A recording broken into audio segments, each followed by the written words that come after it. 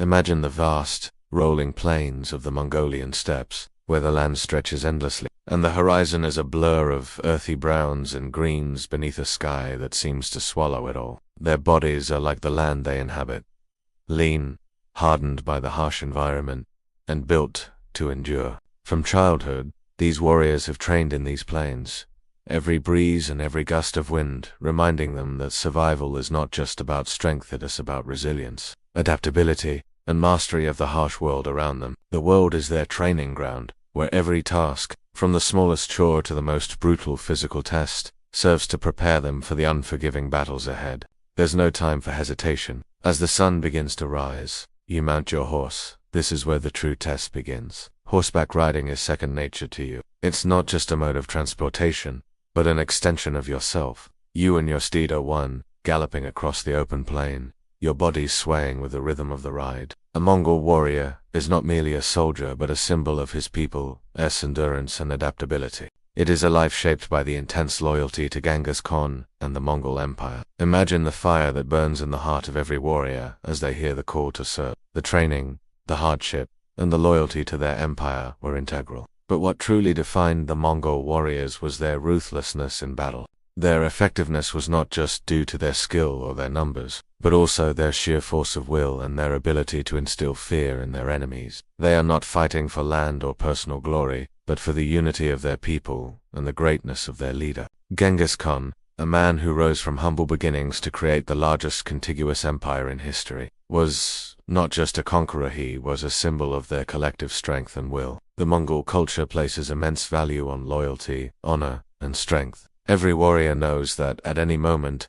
he could be called upon to fight for his people. Whether in the cold of winter or the heat of summer, the training does not stop.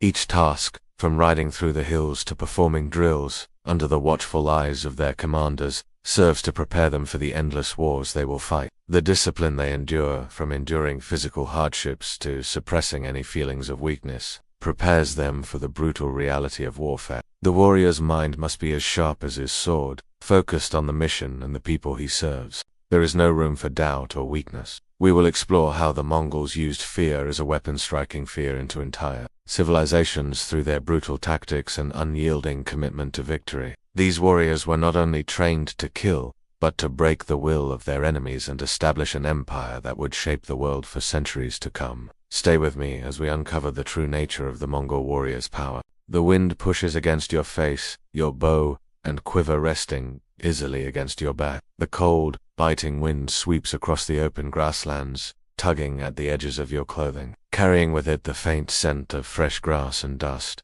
Every day is a repetition of these disciplines. Imagine yourself shooting arrows, not from the ground, but while riding at full speed, the wind biting at your face. From an early age, children are taught to ride and shoot simultaneously, mastering the bow from the back of a horse. The practice is grueling, your hands blister from drawing the bow, and the constant motion strains every muscle. Yet, it is this training that shapes you into a warrior capable of swift, devastating attacks.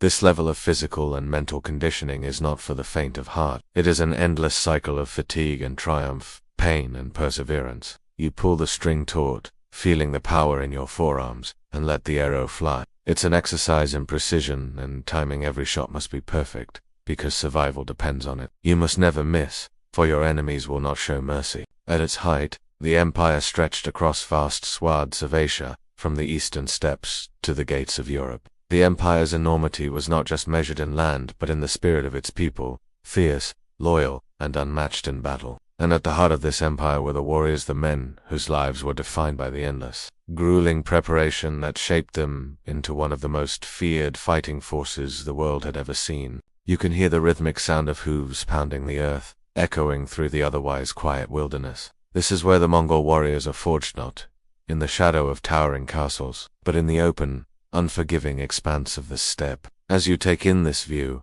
the stillness of the land contrasts with the intense focus of the warriors around you. The Mongol warriors, bound by their heritage and their leader, Genghis Khan, represent the unrelenting spirit of the Mongol Empire. The life of a Mongol warrior begins long before he even steps onto the battlefield. From the moment of birth, every aspect of his existence is steeped in the ethos of battle, discipline, and survival. Imagine yourself waking before dawn, the first light creeping over the horizon, casting long shadows over the steppe. The air is cold, and your breath forms visible clouds in the morning chill. You rise, not from a soft bed, but from the hard ground, where you've slept in a simple, functional tent. The routine is familiar. There are no distractions, just the bare necessities of life and the endless preparation for the life you will lead. You begin with stretching and warming up your body, feeling the stiffness from yesterday's exertions ease out of your muscles. The Mongol warrior's training focuses on 3 essential skills: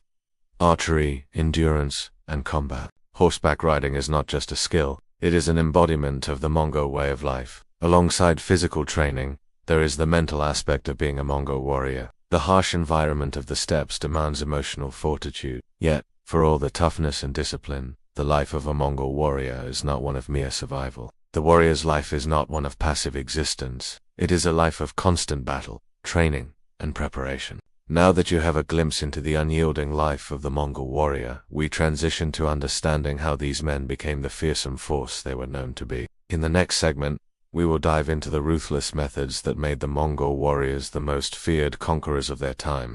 Imagine the sprawling steppes of Mongolia, an endless horizon stretching before you. The land is wide, barren, and unforgiving. The wind howls across the plains, carrying with it the scent of dry earth and the crispness of a coming storm. The Mongol steppes are your home, but they are also your training ground. The sky stretches endlessly above and beneath it. The land teaches you to be strong, swift, and resourceful. The first lessons are simple: how to sit upright on a horse, how to hold onto the reins, how to trust the animal beneath you. At this tender age, the horse becomes more than just an animal. It becomes an extension of yourself. Archery is introduced early, and you spend hours shooting arrows, honing your aim, and developing the precision that will one day be your greatest weapon. The Mongol warrior must be able to fight without hesitation, and your training in archery must mirror that intensity. Every step builds your endurance. Every mile makes you stronger. Your body aches from the constant strain. Your muscles groan under the weight of your burden. But the message is clear: Mongol warriors are made, not born. And this grueling training is the foundation of everything that follows. When you are hungry, tired, or broken, you endure. The Mongol warrior code demands that you face each challenge with relentless determination, and that is precisely what you are taught from childhood. This is not a world for the weak-hearted. There is no time for fear or indecision. You are taught to strike fast and with deadly precision, whether you are on horseback or standing on solid ground. You are taught to understand the value of unity or loyalty to Genghis Khan, to the Mongol Empire, and to your fellow warriors. You learn that the strength of the tribe is your strength, and that your ability to work as part of a unit will define your success. Your sense of identity is tied to the Mongol Empire itself.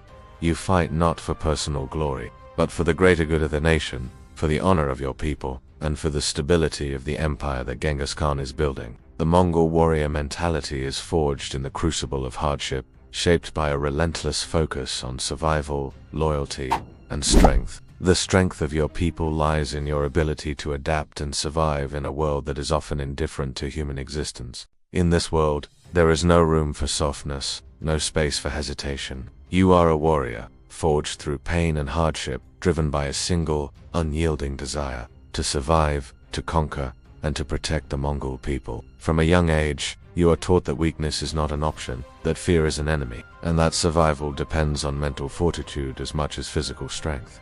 You will grow into a formidable force, respected by all who encounter you, feared by those who stand against you. His story is not just one of military genius, but also of resilience, leadership, and unbreakable will. Through his journey, we will understand how the values instilled in Mongol warriors, loyalty, and honor shaped the very foundation of the Mongol Empire. As you progress in your training, the intensity only increases. The hard work, the mental and physical demands, the relentless drills, these are not just challenges. They are the crucible in which your identity as a Mongol warrior is forged. Your loyalty is unquestionable, your resolve unshakable. The physical strength of your arms is only part of the equation. Mental fortitude is just as crucial. The bowstring pulls tight against your fingers, the fletching of the arrow brushing against your ear as it flies across the sky. You practice on moving targets, animals, objects, and sometimes fellow trainees who make up a seemingly endless supply of targets. The air is thick with the sting of the bowstring,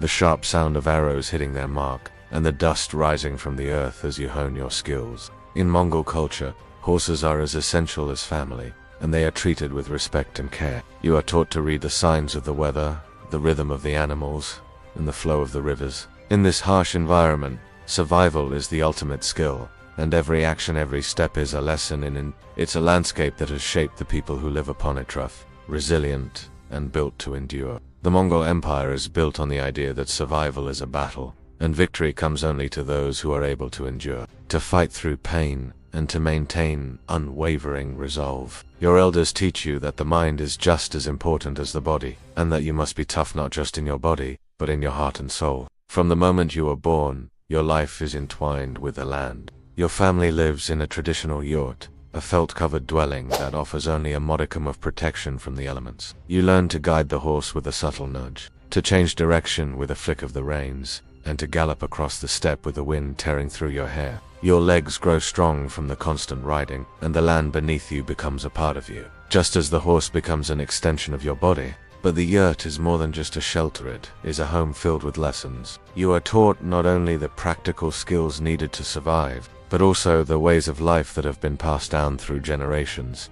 Loyalty, honor, and a deep connection to the land and people around you. This is the beginning of your journey to becoming a Mongol warrior. By the time you are 4, your training begins. Your small hands grasp the reins, and the rhythmic pounding of hooves beneath you becomes a comforting sound. As you grow older, riding becomes second nature. But it's not just riding that shapes you, it's the relentless physical conditioning that defines your childhood. You are taught not just to shoot, but to do so under pressure. You carry heavy loads across the plains, sometimes for miles on end, with nothing but the harsh sun above you and the land stretching endlessly before you. But the physical training is only part of the warrior's education. You are raised with an understanding of the world as one of constant conflict. When you feel fear, you suppress it. When your body aches from hours of training or harsh conditions, you push through. Your training is also a process of mental conditioning. The Mongol warrior lives by a worldview shaped by harsh reality and unforgiving landscapes. The values instilled in you during this early training stay with you for life.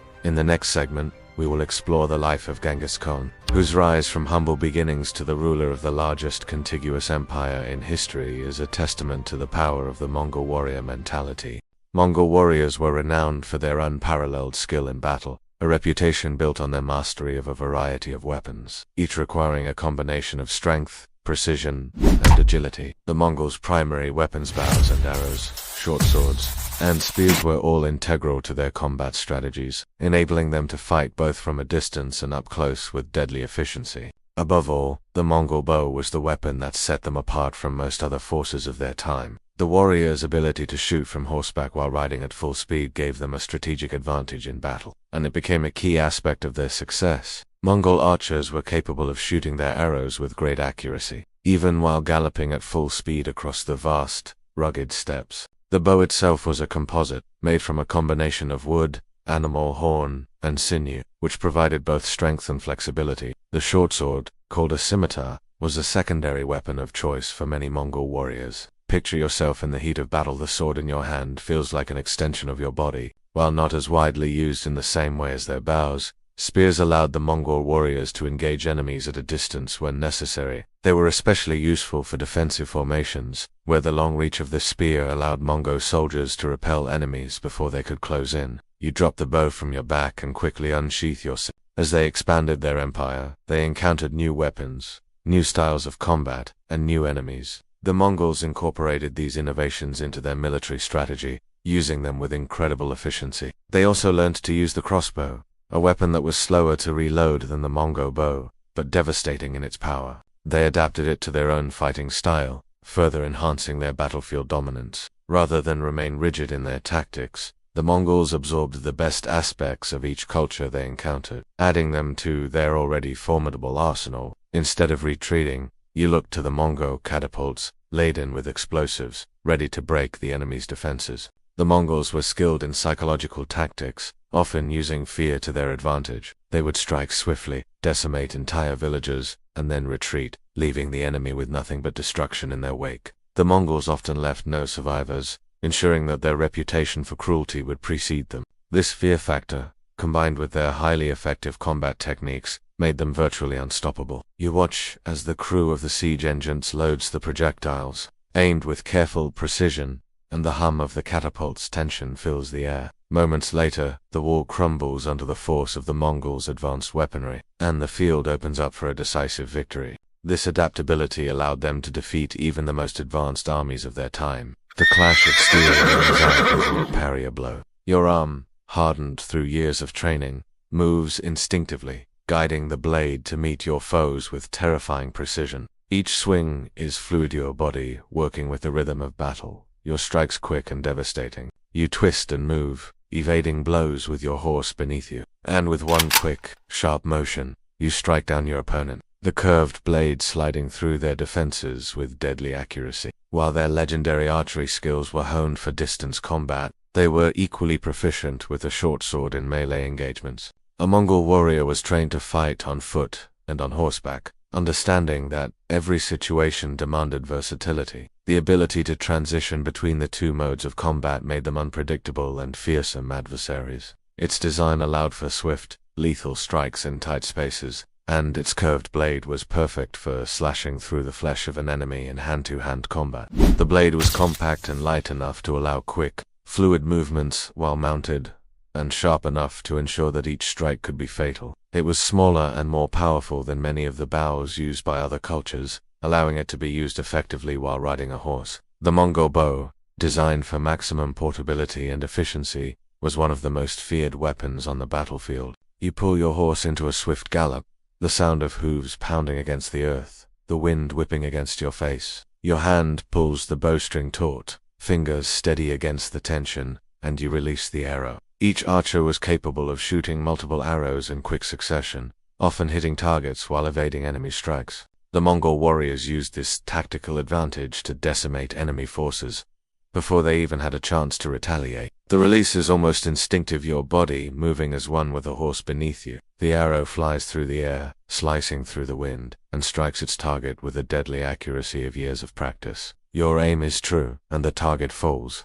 The Mongols had perfected this technique over countless hours of practice, and their archers could unleash volleys of arrows with terrifying speed. Though the Mongols were most famous for their ranged attacks, they were no less deadly in close combat. In battle, when close quarters became inevitable, Mongol warriors wielded their short swords with skill, using them to slash and thrust in a series of calculated strikes. The spears were another weapon in the Mongols' arsenal, particularly when they were fighting in tight formation or during mounted combat. Mongol warriors were trained in the art of both mounted and dismounted combat. You are face to face with an enemy soldier, and the bow is no longer an option. What truly set the Mongols apart was their ability to adapt and innovate. For example, when they encountered the Chinese, the Mongols learned the art of siege warfare and the use of gunpowder. You face an enemy fortified behind a large wall, their archers positioned atop the ramp. It wasn't just on the battlefield that Mongols adapted, it was their approach to warfare itself. Mongol warfare was not just about skill on the battlefield, it was about the psychology of fear. Long before the Mongol warriors even arrived at a city, their reputation preceded them. The very mention of a Mongol attack was enough to send enemies fleeing. Their strategies were as much about creating terror as they were about fighting battles. Imagine yourself living in a distant town, nestled far from the steppes, when the first whispers reach you. The Mongols are coming. Fear grips the heart of the people. A Mongol army was like a well-oiled machine, moving with coordinated speed across vast distances, striking quickly and decisively. Mongol soldiers were experts at pretending to flee in panic, drawing their enemies into a vulnerable position. The enemy, thinking they had gained the upper hand, would follow the retreating Mongols, only to find themselves suddenly surrounded by a fresh wave of Mongol soldiers, ready to pounce. The Mongols would then turn around and attack with overwhelming force, catching their enemies off guard. This tactic not only disoriented the enemy, but also left them vulnerable to devastating. The devastation was not just a way of conquering, it was a method of ensuring that anyone else who might consider opposing them would be too terrified to do so. The battlefields were filled with noisy thunder of hooves as Mongol cavalry charged, the twang of bows releasing arrows, the cries of soldiers as they fought for their lives. Their attacks were rapid and precise, and they showed no mercy to their enemies. The Mongol warrior fought with a singular focus, to win, and to do so with ruthless efficiency. Every move was calculated, every strike precise. Their physical conditioning and mental training allowed them to fight with an Enderan. That left other armies struggling to keep up. The dust and smoke from the battle filled the air, and the clanging of steel rang in your ears. This was the Mongols' way of conquering through example. They used their speed, their ability to think and act quickly to overwhelm and outmaneuver their enemies. The Mongols didn't just fight, they dominated, ensuring that their enemy had no time to recover, no time to regroup. It wasn't enough to win. They needed to make sure the world knew exactly what would happen to those who stood in their way. The sound of galloping hooves echoes around you, and the battle cries of your comrades blend with the whistling arrows as they fly through the air. Your bow is raised, your arrow ready, and with a quick release, it finds its mark. You are not just a soldier, you are part of a vast machine that moves with lethal precision. Each arrow fired is another step toward victory, and every horse gallop is part of the calculated movement that will lead to your enemy's defeat. Their horses were not only tools for transport, they were their weapons. Mongol cavalrymen could travel up to 100 miles in a single day, an astonishing feat that allowed them to strike deep into enemy territory before their enemies could even respond. You hear the stories of entire cities wiped out,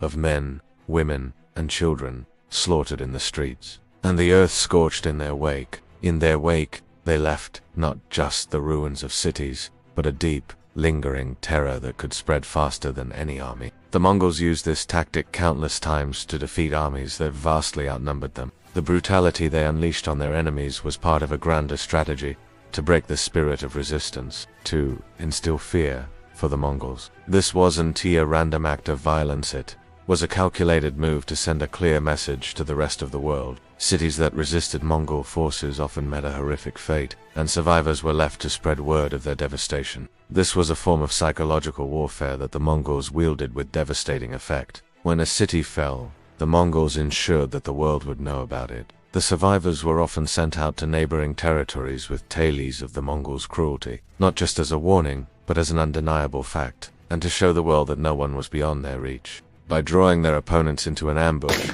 they forced the enemy to fight on the Mongols' terms, ensuring victory every time. The Mongols were masters of strategy using intelligence, speed, and deception to overwhelm their enemies. They didn't just fight battles, they fought with calculated precision, outwitting and outmaneuvering larger, more established armies with ease. It wasn't only the soldiers who feared them, it was the very idea of them. This psychological weapon was as powerful as any sword. These stories spread like wildfire, so even before the Mongols arrived, their mere presence is enough to break the will of most defenders. This was the Mongols' first weapon, fear. They fought to annihilate, to ensure that their enemies would never forget their wrath. When the Mongols arrived at a city, there were no second chances. Cities were often given the opportunity to surrender peacefully, but this offer was rarely extended to those who dared resist. The result was devastating. For the Mongols, the destruction of a city wasn't just about gaining territory. It was about sending a message. To others who might consider opposing them, they were a force not just of military might, but of psychological destruction. The Mongols understood that fear itself was a potent weapon. While fear was their psychological weapon, Mongol warriors were no less formidable in their tactics. The Mongol military system relied on swift, overwhelming cavalry charges. One of the most remarkable tactics employed by the Mongols was the feigned retreat. Feigned retreats were an effective way to use an enemy's confidence and momentum against them. For the Mongols, each battle won wasn't just a victory, it was a statement. They didn't merely conquer for conquest's sake. After each victory, the Mongols would often raze entire cities, slaughtering their inhabitants and leaving nothing behind. The message was clear: resist the Mongols, and the consequences would be catastrophic. Now, imagine yourself amidst the chaos of a Mongol battle. In the midst of all this, the Mongols fought with unrelenting speed and aggression. Imagine the battlefield as a swirling storm of dust and blood, where you are one of many Mongol soldiers working together to take down a vastly larger force. The chaos of battle was something the Mongols thrived in.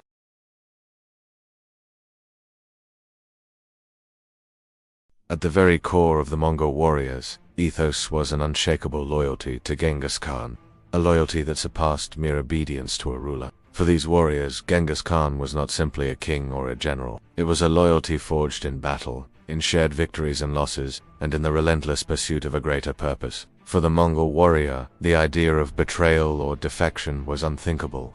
Their entire way of life revolved around supporting the Khan and the empire he had built. He was the embodiment of Mongol unity, a symbol of strength, vision, and divine purpose. In battle, they fought side by side, their unity becoming their greatest strength. The warriors knew each other's strengths and weaknesses, and they knew that they could depend on one another without question. This deep sense of brotherhood extended beyond battle. It was a way of life, a constant presence that defined their identity. The Khan was often regarded as a divine figure, one whom the heavens themselves had chosen to lead the Mongols. If one fell, the others would carry on. If one needed help, the others would be there. It was never just about the individual. Each warrior, no matter his rank or status, contributed to the larger force. A Mongol warrior who fell in battle was not mourned. In the traditional sense, his life was seen as part of the sacrifice for a greater cause. If one fell, the group kept moving. If one was lost, another would rise. The warrior's duty to the empire was paramount, and no personal loss could outweigh that obligation. In the harsh, unforgiving landscape of the Mongol steppes and the brutal campaigns that stretched across continents, survival was a matter of endurance, grit, and unwavering resolve. The Mongols understood that success and survival depended on the ability to move swiftly and decisively. Whether on the battlefield or in the steppes, their constant march forward symbolized the idea of survival and conquest. This sense of forward movement wasn't just physical, it was philosophical. The Mongols didn't look back. They didn't dwell on the past. Their eyes were always fixed on the horizon, on what lay ahead. Their armies were like a force of nature, never halting, never hesitating. Always forward was their mantra. In battle, this relentless drive translated into overwhelming speed and precision. In daily life, it meant that every Mongol warrior was always ready to move, to travel, to fight, or to conquer. Every step of a Mongol warrior's life, from childhood to adulthood, was a preparation for the ultimate test, to sacrifice for the greater good of the empire and for the survival of the tribe. This created a sense of equality among the warriors. There were no aristocrats or peasants, no hierarchy beyond the Khan himself. They were always in motion, always adapting, always pursuing their goal. The rhythm of their lives, their constant forward march, made them a force that could not be stopped. They were taught to endure pain, to push past their limits, and to rise above their fears. Suffering was not seen as a weakness, but as a necessary condition for survival. The harsh conditions of life, on the steppes, the cold, the hunger, the long days of hard labor taught them that sacrifice was a part of life. The same mentality carried over into their military campaigns. Every man had a purpose, and together they formed a cohesive unit that could face any challenge. They didn't just fight for glory or personal gain. They fought for the empire, for the survival of their people, and for the continuation of their way of life. The concept of sacrifice extended to every aspect of their lives, from the food they ate to the blood they shed in battle. It was always about the collective. To serve him was seen not only as a duty, but as a divine blessing. It was indeed just about conquering new lands. It was about fulfilling a destiny that had been set forth by the Khan's vision. This unwavering loyalty made the Mongol army more than a fighting force. It made them a brotherhood united by a singular purpose: the conquest and preservation of their empire. His rise from humble beginnings, his ability to unify the fractured Mongol tribes, and his unmatched military genius made him not just a leader but a father figure to the warriors who fought under his banner. To understand the gravity of this loyalty, one must imagine the bond between a Mongol warrior and his leader as something sacred, something rooted deeply in their very survival. Genghis Khan's influence was so powerful that, even in death, his legacy guided the warriors. While loyalty to Genghis Khan was the foundation of the Mongol warrior's life, it was the brotherhood that truly solidified their strength. Mongol warriors were not simply soldiers, they were brothers in arms, bound together by shared hardships, sacrifices, and experiences. Imagine the strength of bonds formed not by shared bloodlines, but by a shared commitment to survive, to conquer, and to carry out the will of the Khan.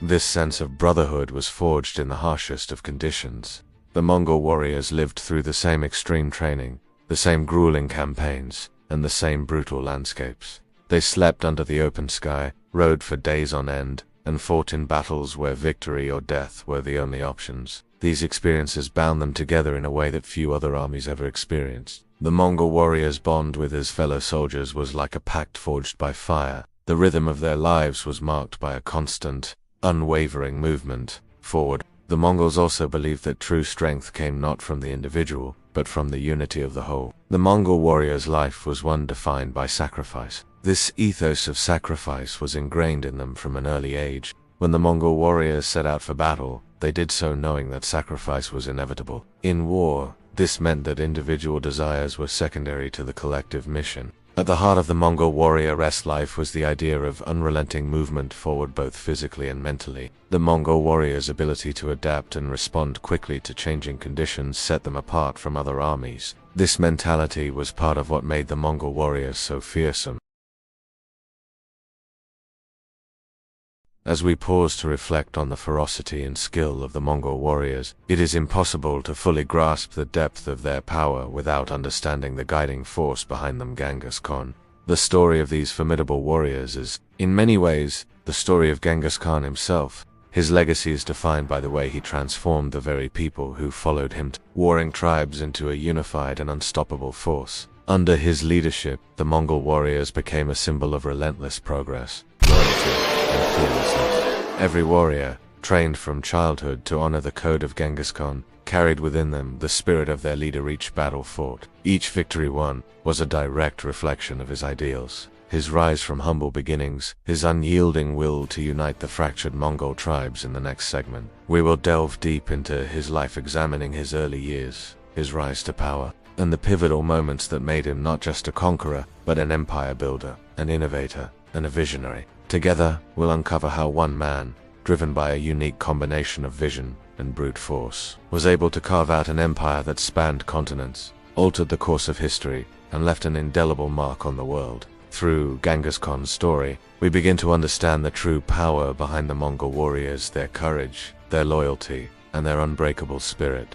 And his vision for an empire that stretched from the Pacific Ocean to Eastern Europe will reveal a leader whose strategic genius and fierce determination shaped the course of history. Genghis Khan's influence was not only in his ability to command armies and conquer vast territories, but what made Genghis Khan so powerful? What was it about his leadership that turned a band of nomadic tribes into an empire that would shape the world for centuries to come? From the tragedy of his early life to the strength of his leadership, we will explore the extraordinary journey of a man who forged an empire that was unparalleled in its scope. We will look at the strategies that made him a military genius, the cultural and social reforms that defined his rule, and the profound impact he had on the world during and after his reign. Genghis Khan's story is one of relentless ambition, personal sacrifice, and an unwavering commitment to the people he led. So, as we transition into the life of Genghis Khan, prepare to embark on a journey into the heart of the Mongol Empire.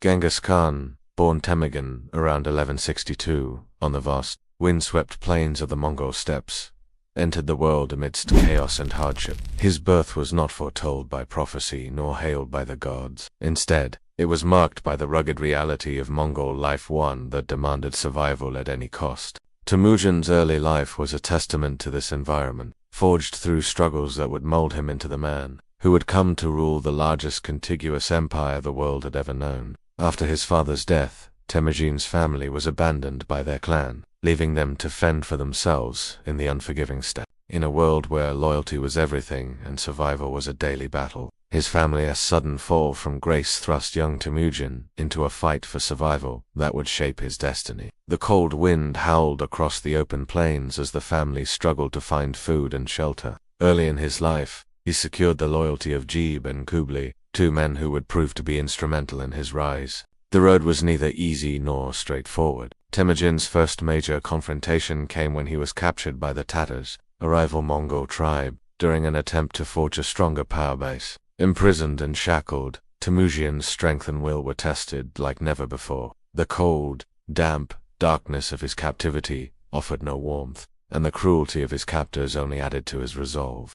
His early life, shaped by betrayal, isolation, and brutal hardship, had forged him into a leader whose ambition and determination were unmatched. In the vast steppes of Mongolia, surrounded by shifting alliances and constant threat, Temujin knew that he would have to rise above his circumstances if he ever wanted to achieve his ultimate goal, becoming the ruler of all Mongol tribes. The path to the title of Genghis Khan, the great Khan of the Mongols, would be marked by fierce battles, strategic brilliance, and an unyielding will to overcome any obstacle. But before that, Temujin would need to prove to all that he was not just a warlord, He was a leader who would unite the Mongol tribes, forging an empire that would become a force to be reckoned with. The practice of forging alliances through blood oaths, rather than relying on the traditional clan-based alliance, was one of the key differences that set Temujin apart from other Mongol leaders. He was no longer a desperate boy struggling for survival. He was a visionary leader, weaving together the threads of loyalty,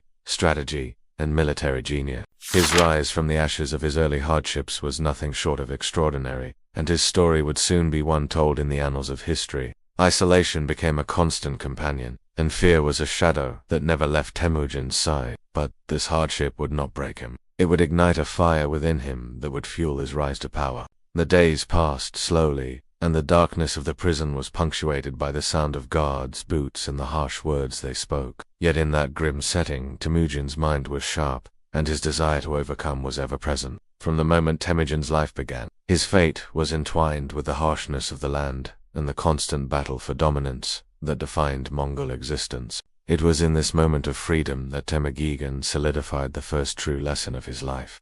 Survival was a product of both strength and mind. This early escape, combined with the loyalty of his blood brothers, was a turning point in his journey. The Mongol steppes, with their endless horizons and unforgiving winters, were a land of extremes where survival required strength, endurance, and an unwavering will to endure. These were no ordinary battles, but brutal contests in which Temujin's growing military genius began to show. He used innovative tactics to win over rivals and prove his worth. Slowly, he began to regain his power, eventually reuniting his family and securing a solid base of support from his new allies.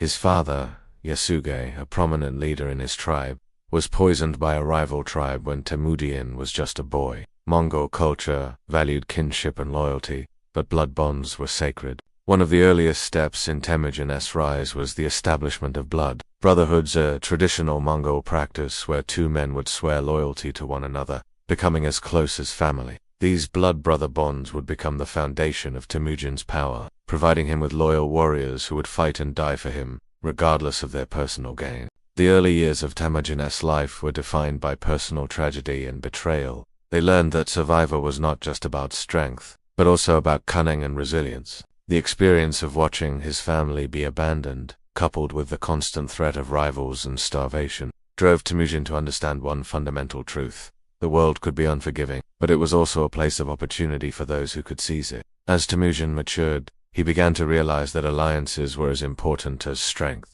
In an environment where betrayal was commonplace and loyalty was often in short supply, Temujin's ability to form and maintain alliances was one of his greatest strengths. The next phase of Temujin's life was marked by his struggle to reclaim his family's honor and rise from the ashes of his father's. While imprisoned, Temujin began to form a clear vision of the future. He wanted a world in which he was no longer the victim of fate, but the master of it. Finally, Temujin escaped a daring feat that required cunning, courage, and the ability to outwit his captors. The next step in Temujin's rise involved a series of battles to reclaim his family's honor and restore his position within the Mongol tribes. By the time he was in his late 20s, Temujin had gone from an abandoned child to a ruthless warlord, commanding respect and loyalty from those around him. The Mongol steppes, once a wasteland of conflict, began to shift as Temujin's influence grew. This was only the beginning.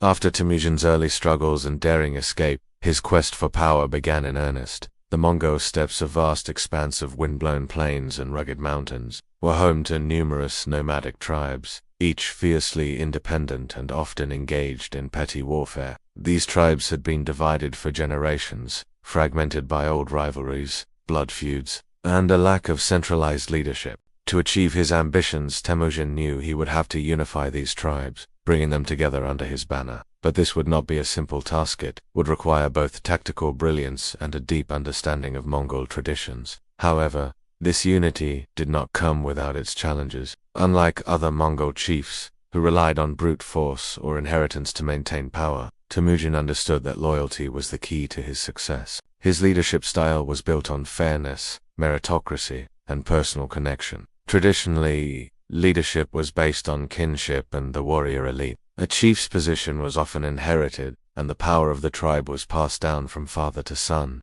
But Temujin upended this system. The Mongol army followed their leader with a singular focus, and they fought not just for victory, but for the man who led them. The psychological effect of Temujin's leadership was profound. The battle was fierce, and the outcome was crucial for the future of the Mongol tribes. Temujin's forces fought valiantly, but they were ultimately defeated. By then, Temujin had consolidated his power and was ready to claim his position as the great Khan, the supreme leader of the Mongols. His consolidation of power within the Mongol tribes was not just a military victory. It was a triumph of vision, leadership, and the unbreakable loyalty of his followers.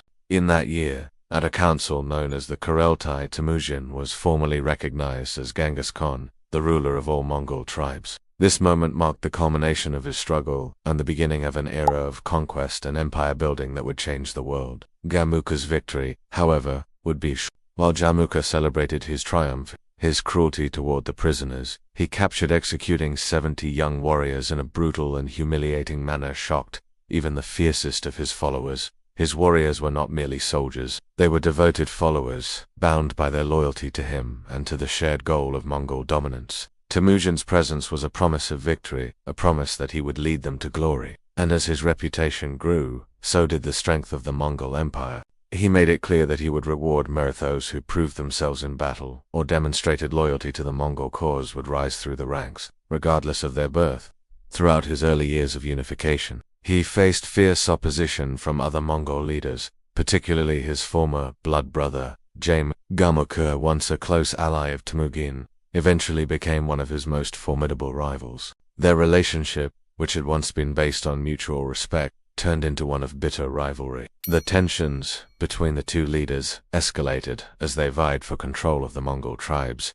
He didn't just command respect, he earned it through his actions, his strength of character, and his ability to lead by example. Temujin had to constantly navigate complex alliances, ensuring that his followers remained loyal and that rival tribes didn't turn against him. He was not only a brilliant tactician, but also a leader who understood the importance of mercy, loyalty, and fairness. Temujin's victory over Jamukha's cruelty and his ability to reassert control among his followers demonstrated the strength of his leadership and his ability to inspire unwavering loyalty in his warriors. The harsh winds of the steppes whip around him, but he stands firm, his presence magnetic. He doesn't speak loudly, yet when he speaks, his voice carries weight. The men around him listen intently, drawn to him by something more than fear. It is his genuine respect for them as equals that sets him apart. He treats those under his command with the same respect he expects in return, rewarding loyalty with power and punishing betrayal with swift justice. It was a delicate balancing act, but one that Temujin handled with remarkable grace and cunning. Temujin's approach to unification was multifaceted.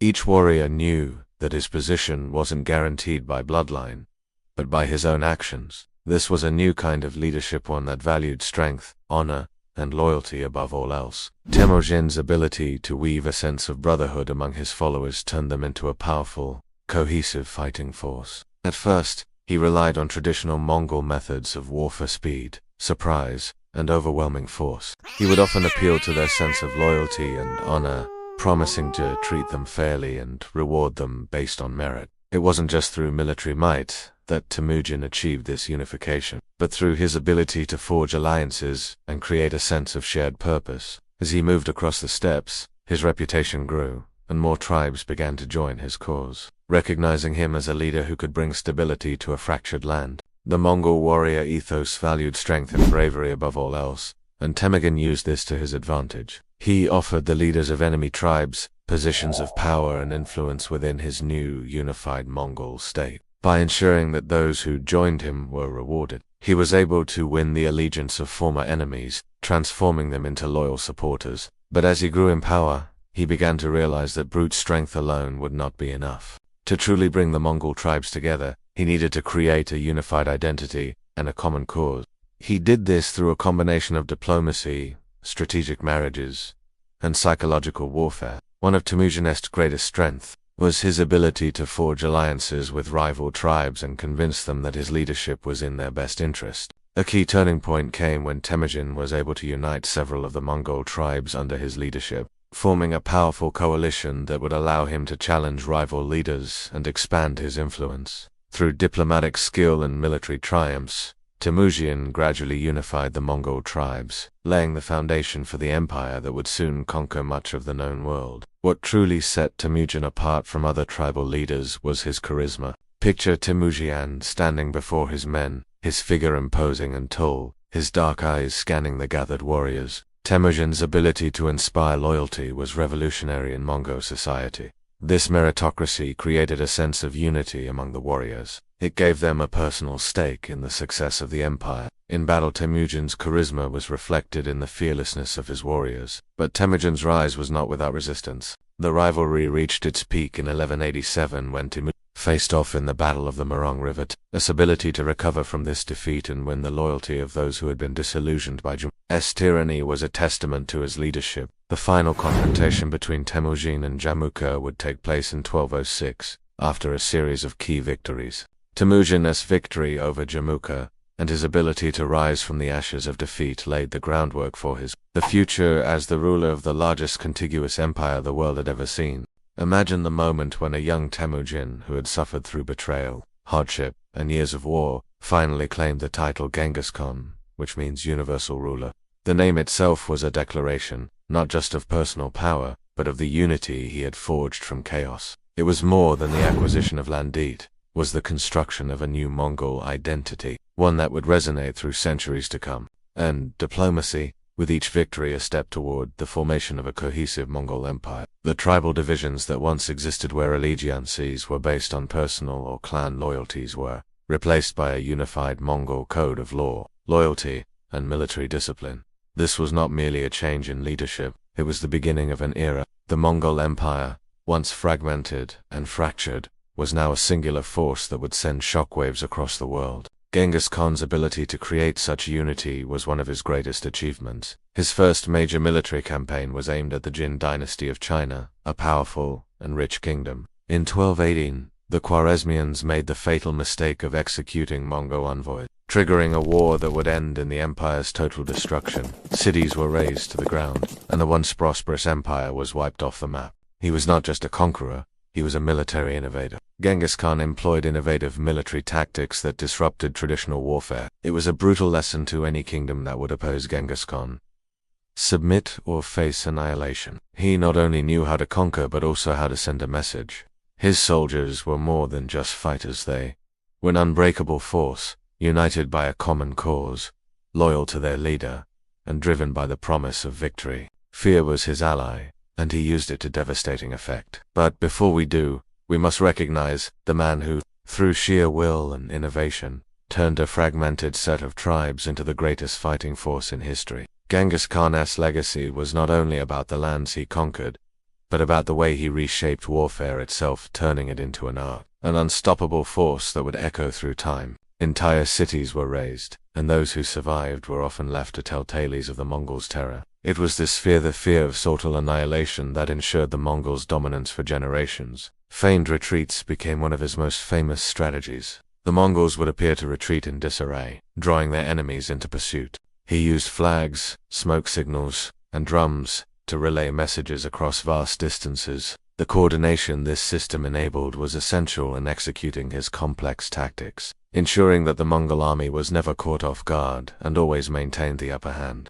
Once the enemy was within range, the Mongols would turn and strike with overwhelming speed and precision. Comprised of the most loyal and battle-hardened soldiers, the Keshik were tasked with protecting the Khan and ensuring that the empire's interests were always defended. These warriors were some of the best trained and best equipped in the Mongol army. The screech of hooves and the whistle of arrows became the harbingers of death. As Genghis's cavalry executed these tactics with deadly accuracy, the Jin had long been a threat to the Mongol way of life, and Genghis Khan's goal was to destroy this threat once and for all. Genghis Khan's military genius was complemented by his capacity to inspire and instill a sense of brotherhood and loyalty among his followers. Unlike his predecessors, who relied on family and kinship ties to solidify power, Genghis Khan emphasized meritocracy, elevating warriors not by bloodline but by their ability and loyalty. There was no room for mercy in this kind of warfare, only swift, brutal efficiency. Genghis Khan's leadership was marked by a relentless pursuit of victory, and his soldiers followed him without question, trusting in his judgment and their collective strength.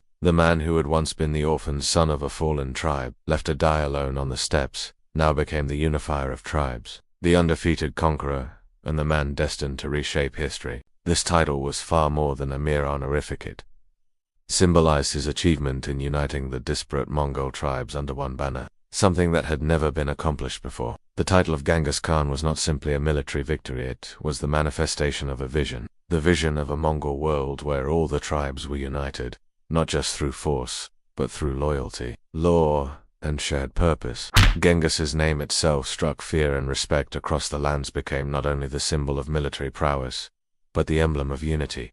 His rise was monumental, a ceremonial moment marked by awe and reverence, as the world witnessed a man who had transcended his origins and come to embody the will of the people he led. The Mongol people, who had once been scattered into warring factions, saw in Genghis Khan the promise of strength, of stability, and the power to protect their lands. The unification of the Mongol tribes under Genghis Khan was a process that would take years of relentless campaigning. Once unified, the Mongols became a single fighting machine, organized, disciplined, and unrelenting in their pursuit of conquest. The Mongols were no longer simply a loose collection of tribes under Genghis Khan. They were an empire in the making, one that would go on to conquer vast swaths of Asia, Europe, and the Middle East. Once Genghis Khan unified the Mongol tribes, his next step was to expand the empire he had so carefully crafted. The Mongol army, though small in number compared to the vastness of China's imperial forces, was an incredibly effective fighting unit. Imagine the chaos of battle,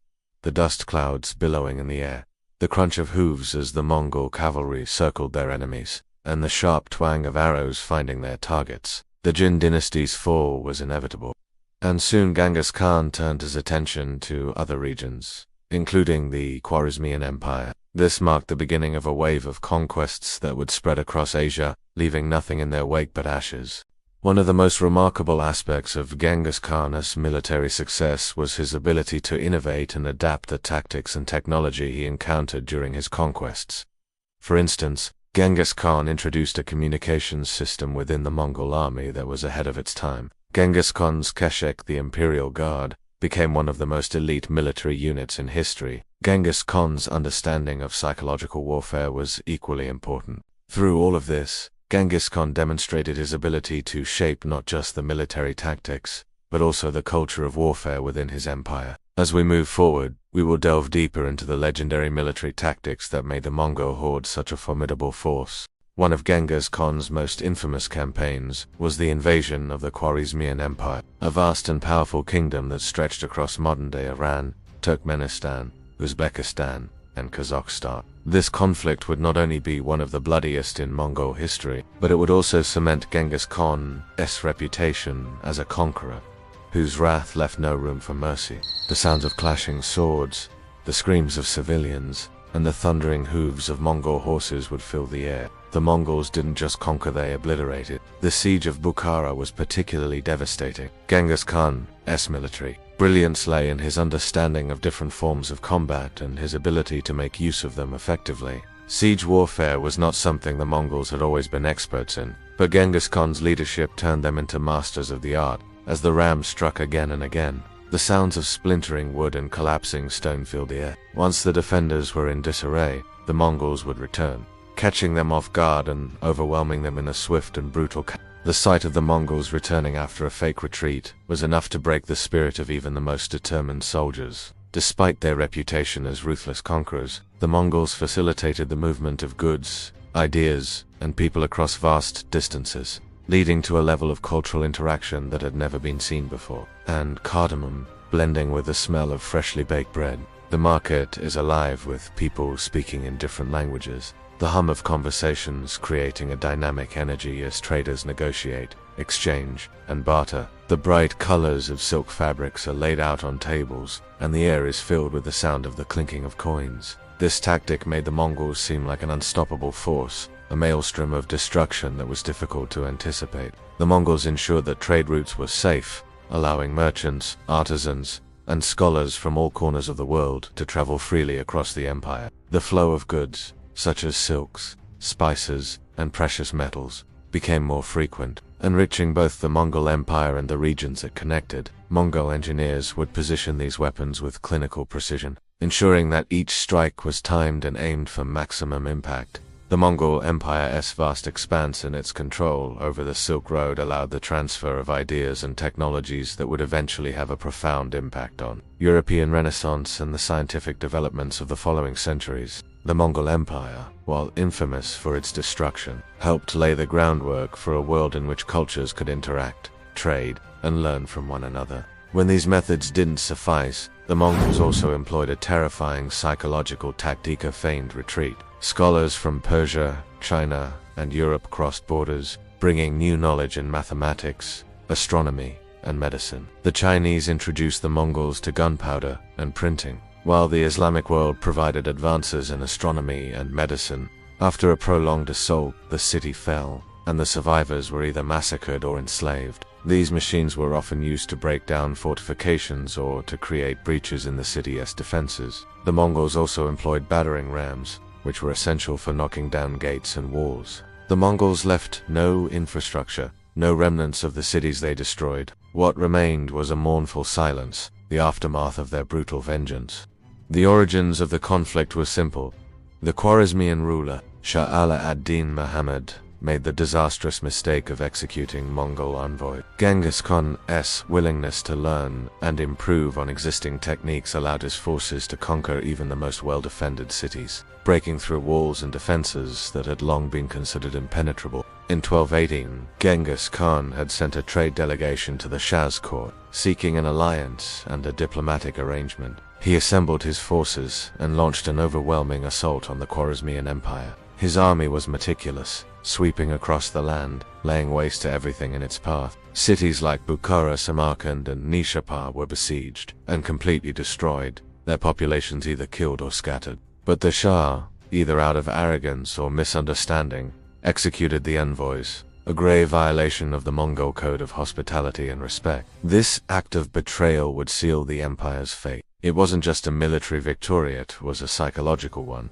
The fear that Mongol conquests instilled was unparalleled. Word of the Mongol devastation spread like wildfire, sending shockwaves across neighboring kingdoms. This wasn't merely a conquest, it was a message to the rest of the world.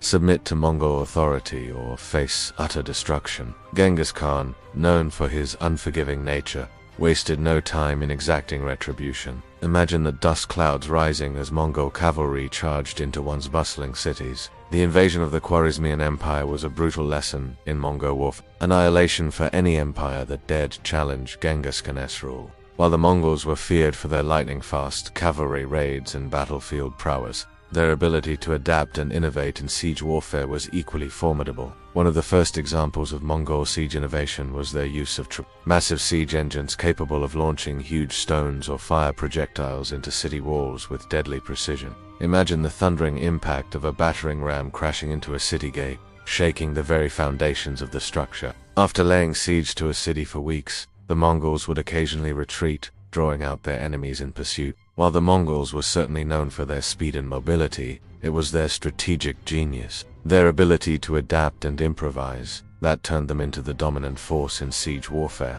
While the Mongol Empire is often remembered for its brutality and destruction, one of the lesser-known aspects of their conquests was the cultural exchange that occurred in the wake of their military campaigns. As the Mongols expanded their empire from the steppes of Mongolia to the plains of Central Asia, the Silk Road, that ancient trade route connecting the East and West, flourished under Mongol rule. Imagine walking through the bustling marketplaces of a Mongol-conquered city. The air is thick with the scent of exotic spices, such as saffron. The Mongol Empire, under Genghis Khan's leadership, became a conduit for the spread of ideas and technologies between East and West. This cross-cultural exchange was crucial in fostering the early stages of globalization.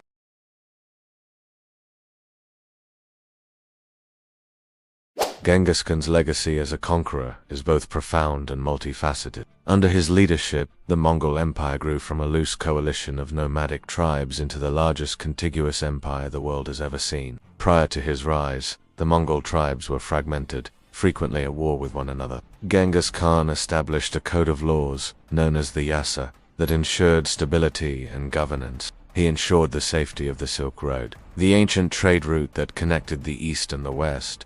His fast-moving cavalry, especially the heavy and light horse archers, overwhelmed even the most powerful armies of the time. In fact, his descendants continued his legacy of expansion and consolidation, with some of his grandsons, most notably Kublai Khan, furthering the empire's reach and power. His reign marked the full Mongol conquest of China, a feat that had eluded even Genghis Khan himself. Under Kublai, the Mongols ruled China for nearly a century, leaving behind significant cultural and political legacies. However, despite this triumph, the empire began to fragment. In fact, his legacy continues to shape the world in profound ways, both in history and in the modern-day consciousness. The Mongol realms split into different khanates, each ruled by a separate branch of Genghis Khan's family, from the Ilkhanate in Persia to the Golden Horde in Russia. In Western history, he is often seen as a ruthless conqueror, remembered for the destruction and terror his empire brought. Yet his tactical brilliance, his egalitarian policies,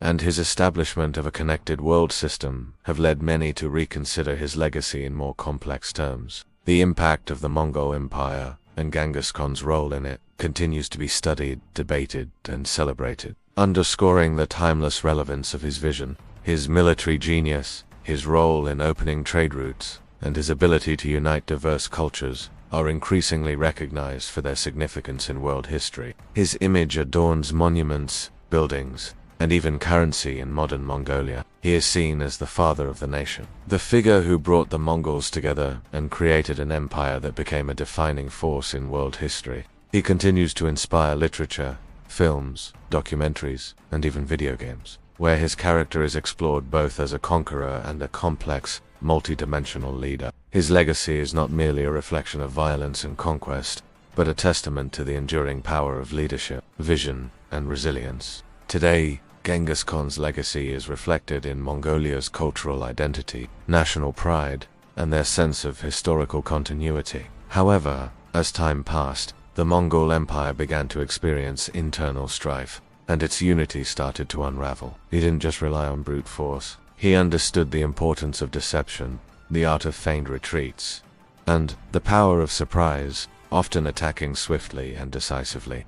His military brilliance turned the Mongols into the most formidable force the world had ever seen. With his empire straddling both sides of the world, the flow of goods, knowledge, and ideas was facilitated in ways it had never been before. Silk, spices, and precious metals moved freely, while innovations in gunpowder and printing found their way into Europe. The Mongols' establishment of secure trading routes helped usher in an era of increased cultural interaction between civilizations in China, Central Asia, the Middle East, and Europe. The administrative and military unity that had been integral to Mongol success began to erode, and external pressures such as rebellion and resource depletion further weakened the empire. Many modern nations and empires have drawn inspiration from his leadership. The Mongol Empire was not just a military force, it was a catalyst for cultural exchange, an engine of globalization, and a testament to the enduring power of one man's vision and leadership. By the mid-14th century, much of the empire had either fragmented or been absorbed by local kingdoms. These laws were designed to maintain order within the empire,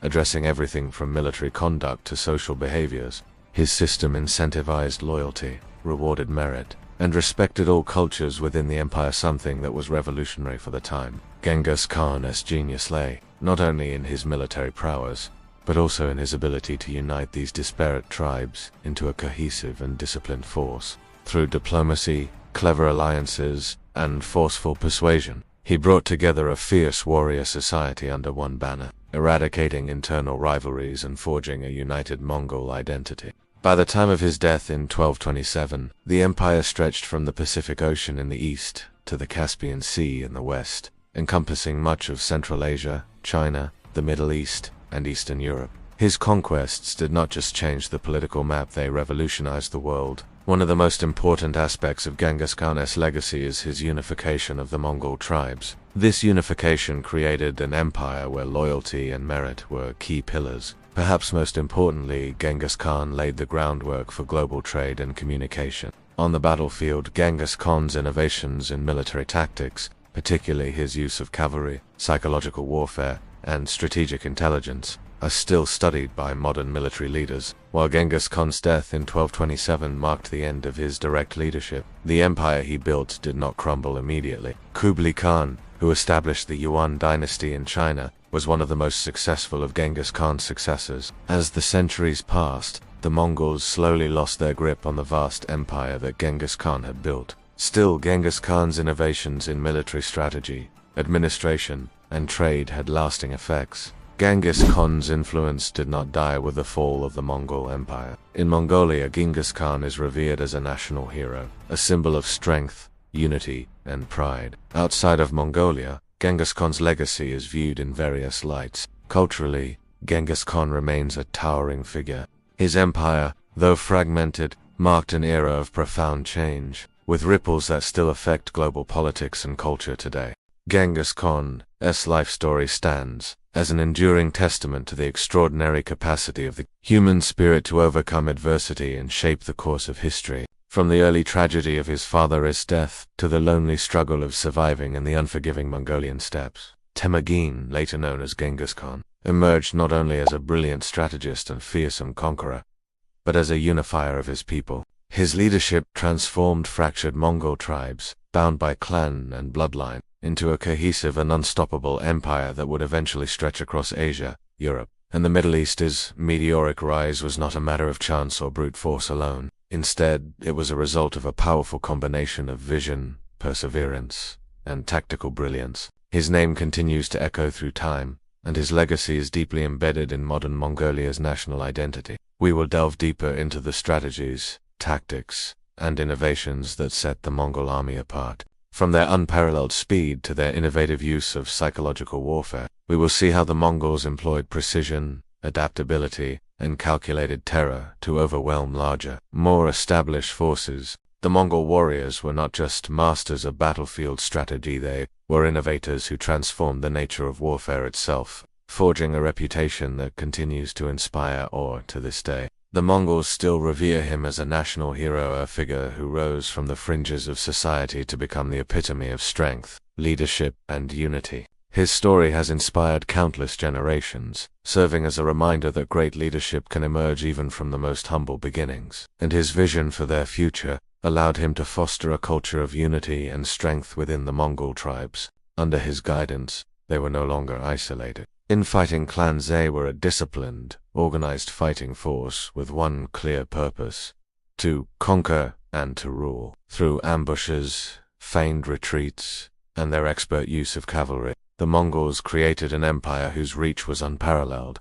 Their mastery of communication, surprise, and adaptation made them an unstoppable force, capable of conquering even the mightiest of adversaries. Join us as we delve into the methods and tactics that define the Mongol military, exploring the secret to their success and the fear they left in their wake. His reforms, though harsh at times, brought stability and structure to a previously chaotic and fractured society. In every battle, he was not just fighting for territory, he was fighting for the survival and prosperity of his people. He understood the significance of loyalty, discipline, and merit, qualities that set him apart from many of his contemporaries. His ability to inspire fierce devotion in his followers, even when faced with seemingly insurmountable odds, was crucial to his success. But perhaps even more remarkable was his ability to adapt, learn, and innovate, qualities that allowed him to transcend limitations of his early life and build an empire that fundamentally altered the course of history. Genghis Khan's leadership style,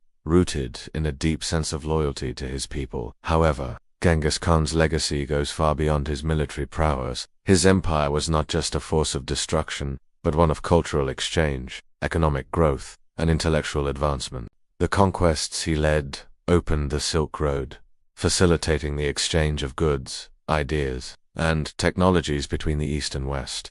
In his empire, merchants, scholars, and diplomats could travel freely, exchanging knowledge that shaped the development of civilizations across continents. His leadership thus reshaped the world in profound ways, leaving an imprint on global culture that has endured for centuries. But Genghis Khan's influence is not merely confined to the pages of history. As we transition into the next segment, we shift our focus from the incredible man behind the empire to the military genius that made the Mongol Empire unstoppable. In this next segment, we will uncover the brilliant military strategies that allowed the Mongol army to sweep across vast continents, bringing entire civilizations to their knees. The Mongol military was not merely a force of brutal conquest, but rather a masterful amalgamation of innovation, discipline, and strategy. Under the leadership of Genghis Khan, the Mongols harnessed a profound understanding of both battlefield tactics and the psychology of war. The Mongol approach to warfare was marked by an extraordinary level of preparation and adaptability, which allowed them to conquer vast territories and defeat empires far larger than their own. Mongol warriors were some of the most skilled horsemen in history. From a young age, they were taught to ride, shoot, and fight, developing unparalleled dexterity and precision. At the start of a battle, the Mongols would initially appear to retreat in disarray. They would feign panic, scattering in every direction, which would provoke the enemy to chase after them, believing victory was at hand. Their reputation alone struck terror into the hearts of their enemies, and Genghis Khan exploited this to his advantage. The Mongols would often leave a trail of destruction in their wake, wiping out entire cities and populations. Before engaging in battle, they would gather intelligence on their enemy's strengths, weaknesses, terrain, and even political divisions.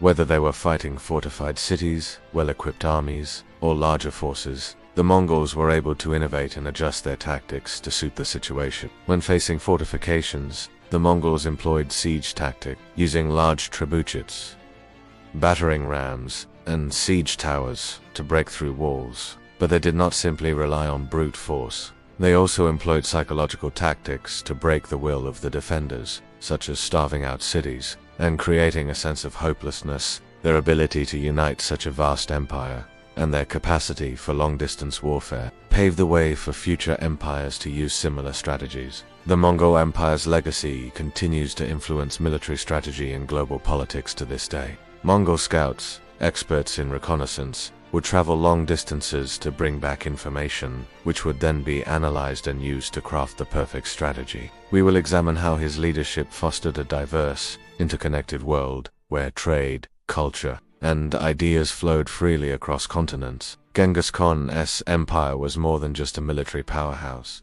It was a testament to the power of cultural exchange, unity, and the long-term vision of one of history's greatest leaders. The Mongol military was divided into units of 10, 100,000, and 10,000, ensuring that each soldier knew exactly where they belonged in the larger system. Mongol soldiers carried drums, flags, and used smoke signals to relay orders over great distances. However, it was Genghis Khan who laid the groundwork for the success of his empire. Through his innovative tactics, mastery of cavalry warfare, and psychological genius, the Mongols became the most feared military force in history. They struck fear into the hearts of empires from China to Persia to Europe, and they reshaped the political and cultural landscapes of the world. This system of instant communication was one of the key factors that enabled the Mongols to conduct coordinated attacks over large areas. Whether it was on the battlefield or during a long campaign, the ability to communicate efficiently was crucial to their success. This system not only created discipline but also allowed for rapid mobilization of troops across vast distances. The Mongols had a strict chain of command, and the loyalty of the soldiers to their commanders was absolute. The idea was not just to conquer but to instill a sense of inevitable doom in the hearts of their enemies. Cities and towns that surrendered without resistance were often spared, while those that put up a fight were razed to the ground, with every man, woman, and child killed or forced to flee. However, just as the enemy advanced, the Mongols would turn around, regroup, and counter it. The enemy, now disorganized and overextended, would be vulnerable to a coordinated strike from the Mongols. Imagine the rhythm of hooves pounding against the earth, the wind whipping through the riders' hair as they galloped effortlessly across the steppes. Armed with their powerful composite the Mongols understood the mental aspect of warfare, and by feeding into their enemies' assumptions, they could trap them and break their morale before the battle had even begun. The confusion, the sudden reversal of fortune, and the overwhelming Mongol cavalry were often too much for the enemy to handle. The Mongol cavalry's greatest advantage was its mobility. Their horses, smaller and lighter than those used by many other armies, could carry a rider for hours across difficult terrain without tiring. Genghis Khan knew that once an enemy had been crushed psychologically, their ability to resist would be shattered. Even before a battle began, the mere knowledge that the Mongols were coming was often enough to force a city to surrender. The Mongol Empire's success was a result of more than just overwhelming numbers. It was rooted in an ability to think beyond traditional forms of warfare and innovate in ways that stunned the world. Their mounted archers could shoot accurately while galloping at full speed, allowing them to strike from a distance while staying out of reach of enemy forces. In battle, this gave them a significant tactical advantage, as they could harry their opponents with arrows, retreat quickly, and then return to deliver another round of devastating shots. They were experts at using the terrain to their advantage, whether it was open plains or forests, and would often engage in hit-and-run tactics, attacking from multiple angles and swiftly withdrawing to regroup. At the core of their military success was the strategic genius of Genghis Khan, who understood that battles were often won not by force alone, but through the application of intellect, speed, and psychological dominance. One of the most powerful tools in the Mongol military arsenal was their cavalry, and more specifically, their mounted archers. The speed with which they could move made them nearly impossible to catch or counter. One of the most famous tactics employed by Genghis Khan and his generals was the feigned retreat, a brilliant psychological maneuver that exploited the enemy's assumptions. This tactic was effective because it played on the enemy's psychological weaknesses: overconfidence, fear, and the desire for a quick victory. The Mongols knew that fear could be just as powerful as any sword or arrow. The Mongols' reputation spread far beyond the battlefield. The mere mention of Genghis Khan's name would send waves of fear through populations, convincing them that resistance was futile. The Mongols were not just warriors, they were also strategists and tacticians. The Mongols' ability to adapt to different types of warfare was one of their greatest strengths. One of the reasons the Mongol army was so effective was its organization. Genghis Khan also introduced communication methods that allowed his army to operate with precision. In the years that followed Genghis Khan's death, his descendants carried on his legacy, expanding the Mongol Empire even further. Even after the Mongol Empire began to fragment, the effects of their conquests could still be seen in the trade routes they opened up, the cultural exchanges they encouraged, and the military innovations they introduced. As we conclude this segment and transition to the next, we will shift our focus from the battlefield to the cultural and political aspects of Genghis Khan's empire. The Mongol cavalry was not merely a force of speed and power, but a perfectly honed instrument of precision, coordination, and tactical brilliance. This elite corps of horsemen played a pivotal role in the Mongols' ability to conquer vast territories, and their mastery of cavalry warfare was one of the primary reasons behind the Mongol Empire's meteoric rise. These warriors were not just skilled riders. They were warriors trained for adaptability, efficiency, and swift, decisive action. At the heart of the Mongol military machine, the cavalry was the core strength that enabled them to strike swiftly, decisively, and with terrifying precision. The Mongol cavalry was structured in units, each led by a commander, but what truly set them apart was their ability to reconfigure quickly and on command, shifting between different formations.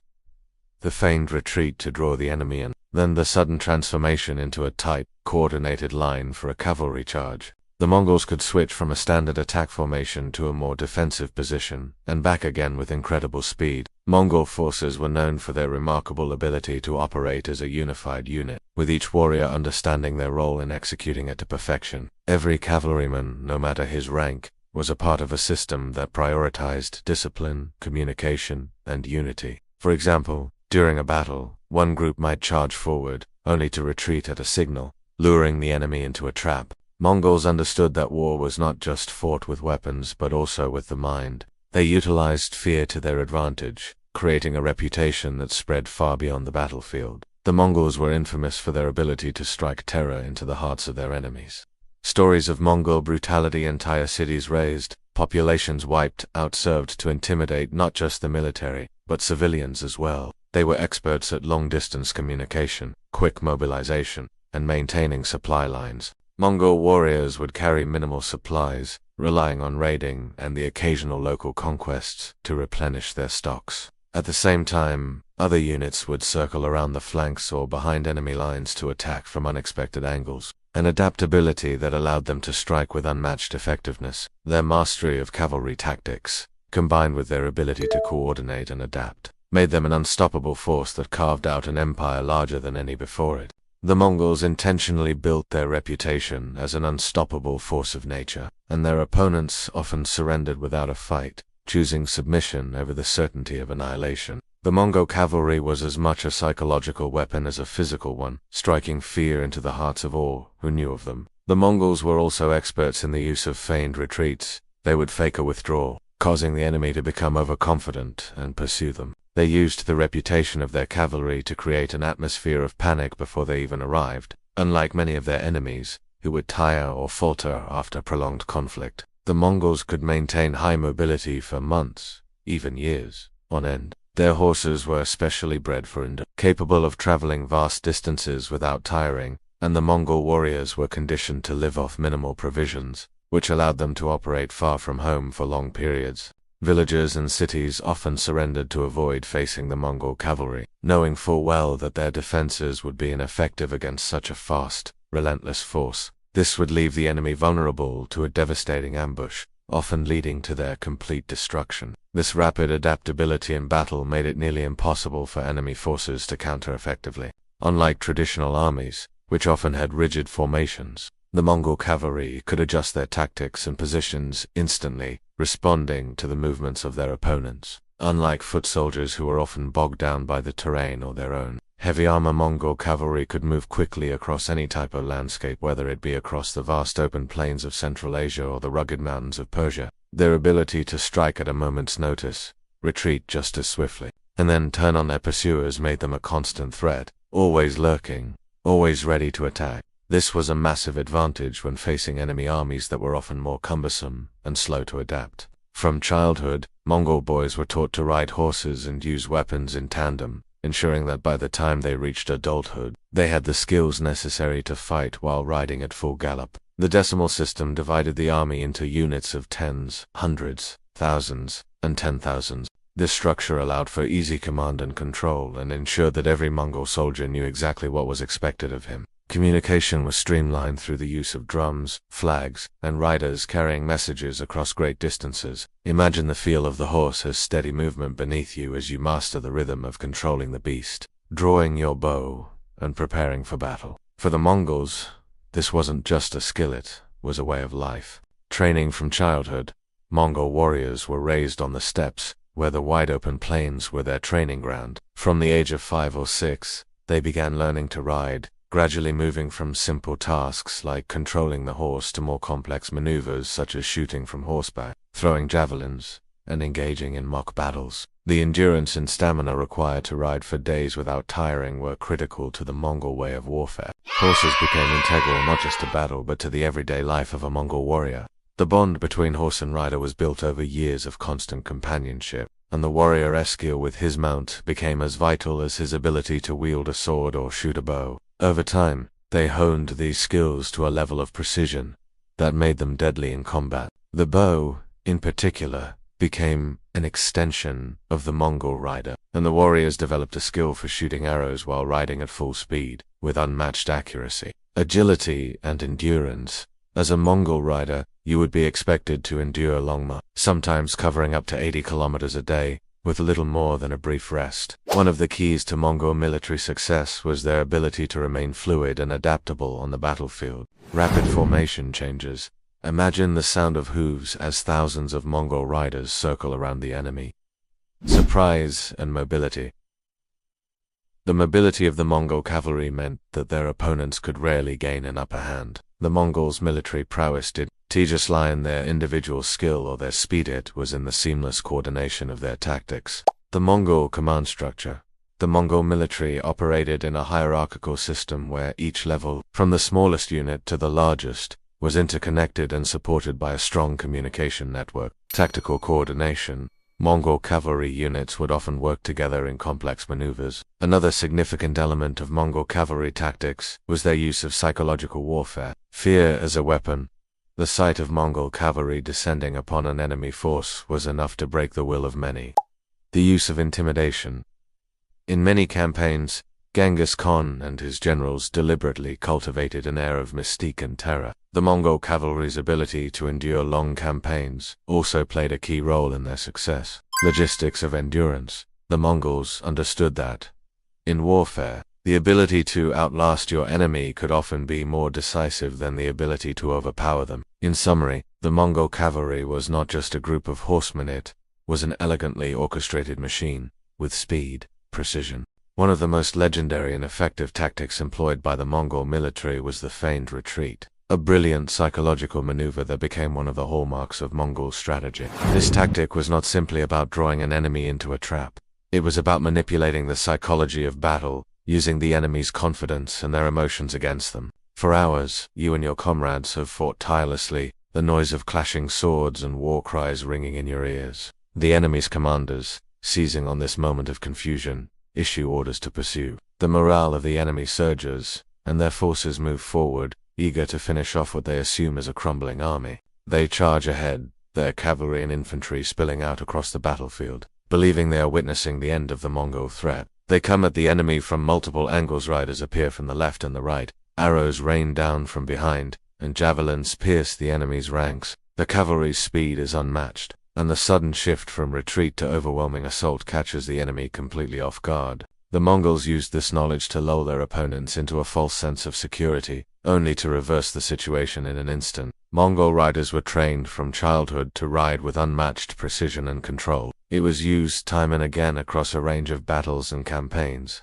From the conquests in Central Asia to the sieges of fortified cities in China, it became a symbol of the Mongols' ability to manipulate the battlefield, forcing enemies to think one thing while they were actually preparing for something entirely different. They could circle back, reform their lines, and charge again with incredible speed. You are the commander of a large army, and you've seen the Mongols retreat, and innovations led to their unprecedented conquests and shaped the history of the world for centuries to come. The feigned retreat was a perfect example of how Genghis Khan and his generals used deception and strategy to achieve victory. What began as a retreat became a devastating weapon, turning the enemy's own sense of confidence against them. It was not just a military maneuver, it was a statement, a message to the world, that the Mongols were a force to be reckoned with, one that could not be defeated by traditional methods of war. You feel the surge of confidence, the thrill of pursuing what you believe is a defeated enemy. It instilled fear into their enemy, creating a psychological barrier that would deter many from facing them on the battlefield.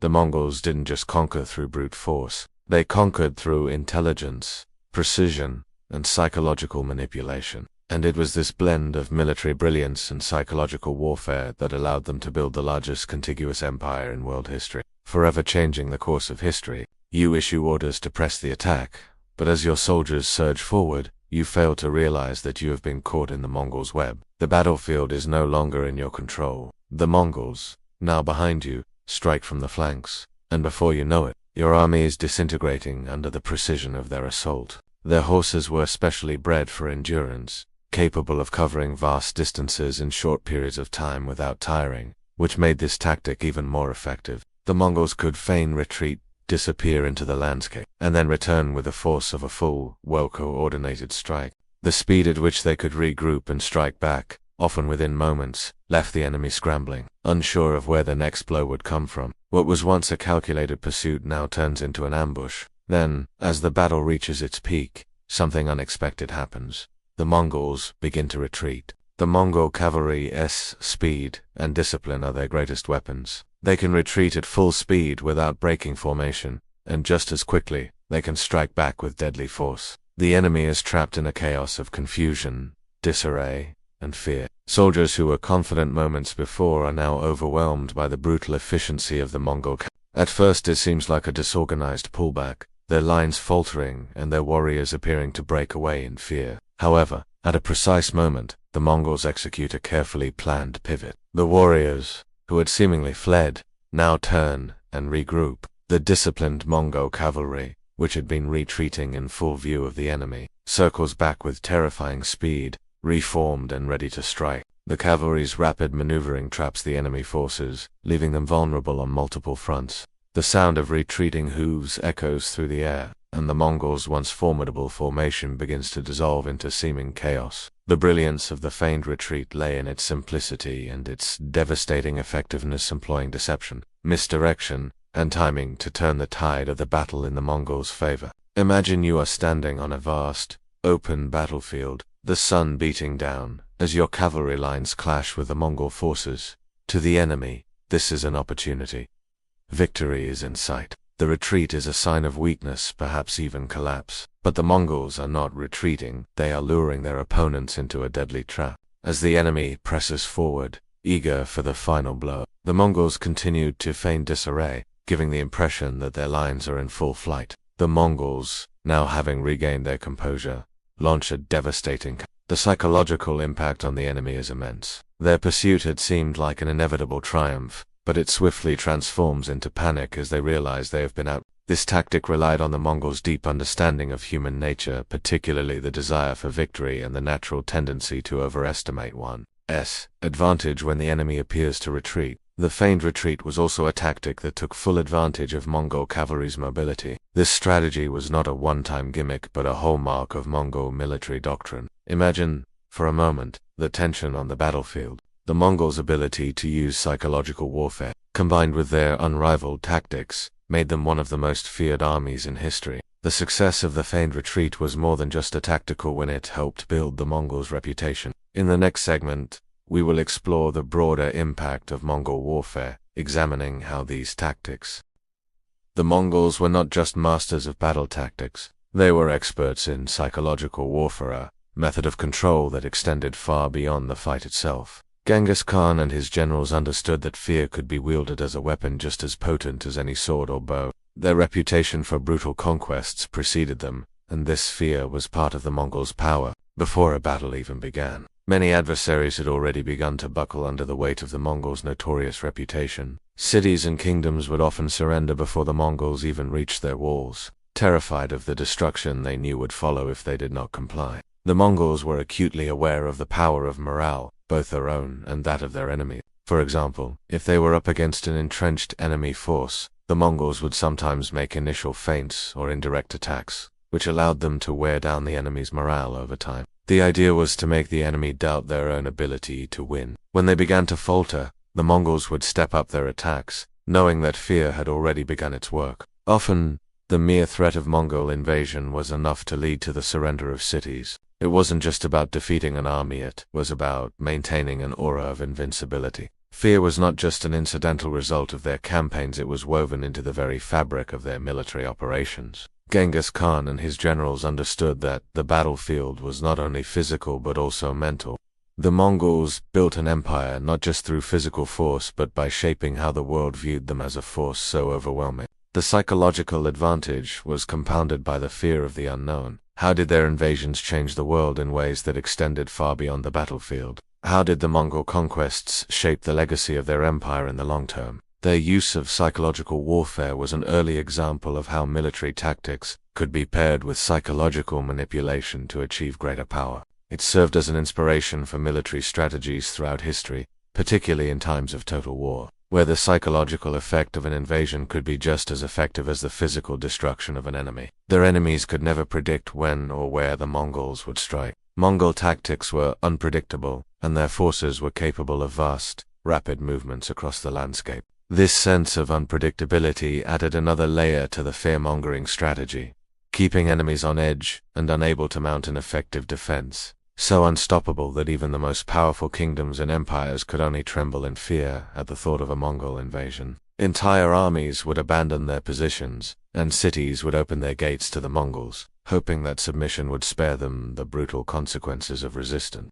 They often used fear to break the spirit of their foes before any engagement even took place. They understood that a weakened enemy, filled with doubt and fear, would be much easier to defeat, and they often capitalized on this understanding to ensure their enemies surrendered before the first arrow was even loosed. For the Mongols, the goal wasn't just to fight a battle, it was to crush the enemy's will to fight. Genghis Khan's ability to leverage terror to build the largest contiguous empire in history is remembered not just for its military success, but for how effectively the Mongols used fear to command the stage. Word of Mongol conquests and the subsequent horrors they left behind spread rapidly across borders, territories, and cultures. The fear of the Mongols became part of the collective consciousness of their enemies. As much as the Mongols' military genius and strategic brilliance enabled them to conquer vast territories, it was their ability to inspire paralyzing fear that ensured those conquests were often swift and decisive. By using terror as a strategic tool, the Mongols didn't just win battles. They shattered the morale of their enemies and made entire cities surrender without a fight. When a Mongol army approached a city or village, they would often send scouts or advance parties to strike fear into the inhabitants, warning them of the fate that awaited those who resisted. Whole villages or towns would be wiped out, with the exception of a few lucky individuals who would be spared, often to be used as witnesses. These survivors were forced to flee, carrying news of the Mongols' brutality to other cities, villages, and empires. In this way, the Mongols didn't just conquer, they created a psychological contagion of fear that spread long before the Mongol army arrived at the next city. The survivors became the messengers of terror, ensuring that the Mongol legend grew even more formidable in the minds of their future enemies. The message was clear: resist, and you would meet a fate worse than death. But the true horror came once the battle was won. Mongol forces would often raze entire cities, leaving no survivors to tell the tale of their conquest. The brutality was extreme. Prisoners were executed in horrific ways, and the men of a city were often slaughtered in large numbers. The reputation of the Mongol horde, coupled with their methods of warfare, became legendary, so powerful that the very mention of their name could cause panic. One of the most potent aspects of Mongol psychological warfare was the strategic use of terror. The Mongols' ruthlessness was not a myth, it was a calculated and purposeful part of their war strategy. What was most terrifying was the Mongols' practice of leaving survivors behind to spread the story. The psychological impact of Mongol warfare was not confined to the battlefield. Before the Mongols ever engaged in battle, they would often use terror to manipulate the enemy's actions. The Mongols were experts at using psychological pressure to force opponents into submission without having to engage in a prolonged or drawn-out battle. As the Mongol Empire expanded across vast swaths of Asia and Europe, the legend of their brutality grew. The psychological aspect of Mongol warfare was so pervasive that it became a strategic tool in itself. For the Mongols, the psychological advantage they held over their enemies was an inherent part of their military superiority. What made the Mongol use of psychological warfare so effective was their strategic consistency. By ensuring that terror preceded them wherever they went, the Mongols set the stage for a battlefield where their enemies were already weakened before the first sword was raised. Even in modern times, the reputation of the Mongols still resonates as a symbol of unstoppable military power and the fear it invoked. The legacy of Mongol psychological warfare endures in history books, films, and popular culture, where their fearsome reputation remains a point of intrigue and fascination. In the next segment, we will examine the far-reaching impacts of Genghis Khan's conquest, the social, cultural, and economic transformations that took place under the Mongol Empire. Behind the Mongol army's legendary military success lay a sophisticated and highly organized system of intelligence and surveillance. The Mongols understood that warfare wasn't just about brute force, it was about information, timing, and knowing your enemy better than they knew themselves. Before they launched any campaign, Genghis Khan and his generals relied on an intricate network of spies, scouts, and informants to gather essential intelligence. The Mongols didn't rely on assumptions or guesswork. They used real-time intelligence to shape their decisions, giving them an edge in virtually every engagement. The Mongol approach to intelligence was as revolutionary as their battlefield tactics, helping them to outmaneuver and overpower even the most formidable opponents. They might spot a small smoke trail in the distance, an indication of an enemy encampment, or notice the faint disturbance of dust in the air, signaling the approach of a rival army. When you think of Mongol warfare, it's easy to imagine the thunderous charge of thousands of cavalrymen. But communication was the quiet force that bound the Mongol army together across vast distances.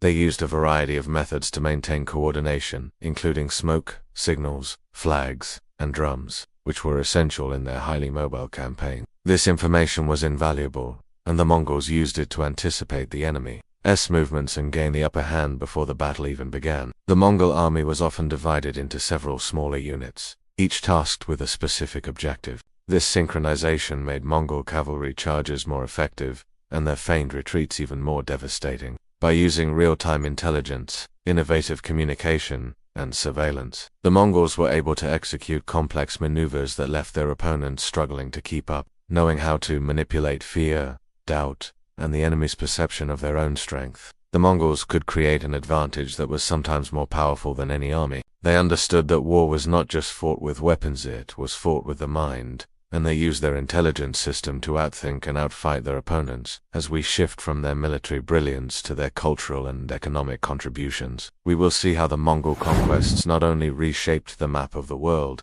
but also facilitated the exchange of goods, ideas, and cultures that would shape the future. However, these units were always connected through a complex web of communication, which allowed them to act as one unified force. The Mongols showed the world that information is power, and that careful planning and coordination could turn the tide of battle. Even today, their innovative methods of communication and intelligence gathering remain a powerful reminder of how technology, information, and strategy can change the course of history. They understood that the mind of their enemy was just as important as their physical fortifications or battle tactics. Mongol commanders would often gather intelligence about an enemy's internal divisions, fears, and morale, using this information to exploit weaknesses in their opponent's confidence. Whether it was a full-scale invasion or a small skirmish, the Mongol generals ensured that their army was always working in harmony. He would communicate with his commanders using a series of flags and signal fires that could be seen from a great distance. Each signal conveyed specific instructions, such as the timing of an attack or the repositioning of troops. It was a system of signals that allowed the Mongols to coordinate complex military operations across large areas, ensuring their forces operated as a single, unified entity. At the heart of the Mongol intelligence system were their spies and scouts, skilled in gathering information about enemy forces, their positions, movements, and weaknesses. Mongol warriors were trained from a young age to be keen observers, taught to notice even the smallest details that could provide an advantage. The eyes of the Mongols were everywhere, and nothing escaped their attention. The language of flags was well understood by every Mongol soldier, who was trained to interpret the meaning of these signals quickly and accurately. A single well-placed drummer could transmit messages to hundreds or even thousands of men spread across the battlefield. The steady rhythm of drums could alert soldiers to changes in tactics, the timing of an attack, or the retreat of the enemy. The precision and efficiency of this system made the Mongol army a force to be reckoned with, capable of adapting to the battlefield in real time. This method allowed for instantaneous communication, something that would be crucial during the chaos of battle. Scouts would travel ahead of the main army, slipping into enemy territory, observing their fortifications, supply lines, and the layout of the land. They would often take great care in assessing the morale of enemy troops, since a demoralized army could be defeated before a single arrow was fired. Once the information was gathered, it was relayed back to the Mongol commanders, who would assess situation and adjust their strategy accordingly. While spies and scouts gathered information about the enemy, the Mongols took systematic surveillance to new levels. They would often send small groups of riders to observe enemy movements, ensuring that their actions were always calculated and timely. The Mongols relied on their elite scouts, who could navigate even the most hostile environments with speed and efficiency, to map out enemy territory and uncover weak points. Imagine a Mongol scout riding across a vast, open steppe, the landscape stretching endlessly ahead. The Mongols' success was not just due to their intelligence network. It was also due to their highly organized and efficient communication system. Imagine a Mongol general, positioned far from the front lines, sending orders to his troops across a battlefield, stretching for miles. The use of flags was an essential aspect of Mongol communication. Different colors, shapes, and movements of flags were used to convey specific messages to different parts of the army. In addition to flags, the Mongols used drummers to relay signals. Perhaps one of the most impressive aspects of Mongol warfare was their ability to coordinate vast, multi-pronged attacks. Their communication system allowed for swift decisions and precise movements, making it difficult for their enemies to predict the Mongol strategy.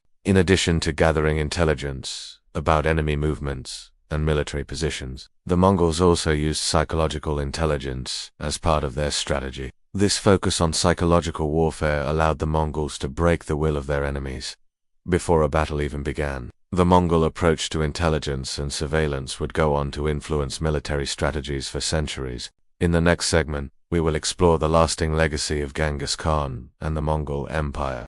While the Mongol warriors were legendary for their speed and unparalleled cavalry, they were also highly skilled in siege warfare, adapting their strategies and weaponry to overcome the formidable challenge posed by fortified cities. These cities, with their towering walls and strong defenses, might have seemed impervious to conventional forces, but the Mongols proved that innovation, patience, and psychological warfare could turn the tide in even the most daunting situations. These included trebuchets, large counterweight-powered machines used to hurl heavy stones or fire projectiles over city walls, battering rams used to break down gates and walls, and siege towers, towering wooden structures that allowed soldiers to scale city walls. Siege warfare presented a different kind of challenge for the Mongols, one that required a different set of skills and strategies. they hear the sounds of Mongol drums in the distance, a constant reminder of the siege and the mounting pressure to give in. Inside the walls, morale begins to slip. The defenders grow weaker as food supplies dwindle,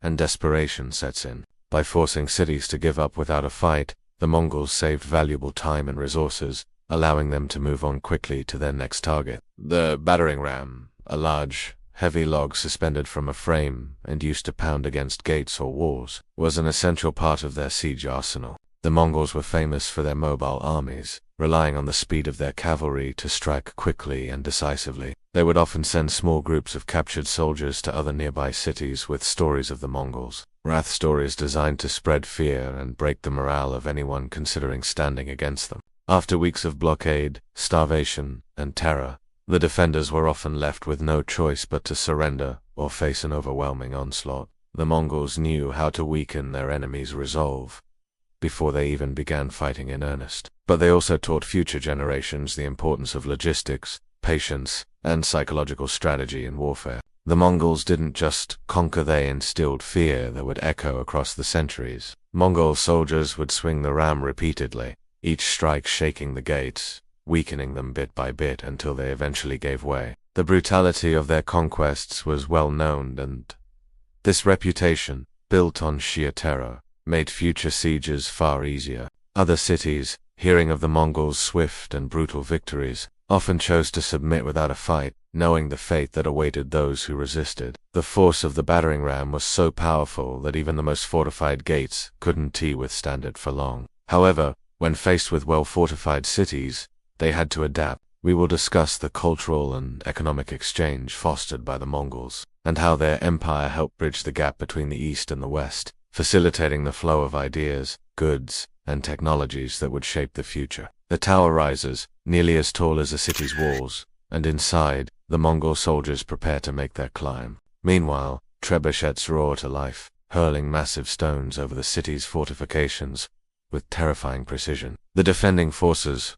perched behind their walls, watch helplessly as the Mongols begin their assault. These machines could throw stones, fire, or even bodies into a city, sowing chaos and fear among the defenders. The Mongols understood that breaking a city's walls wasn't just a matter of physical destruction, it was about breaking the enemy's spirit. Once the walls were breached, the defenders knew that the Mongols would enter with relentless force. Their ability to embrace new technologies and apply them effectively in sieges played a significant role in their military successes. The Mongols were masters of patience, often surrounding a city and cutting off all supply lines, leaving the defenders with only one option: surrender or starve. This strategy could take months, but it was incredibly effective in forcing cities to capitulate without a full-scale assault. The Mongols brought with them a set of advanced siege weapons that had been borrowed from their encounters with other civilizations. Imagine standing in the shadow of a massive siege tower, the sound of wooden beams creaking as they are moved into position.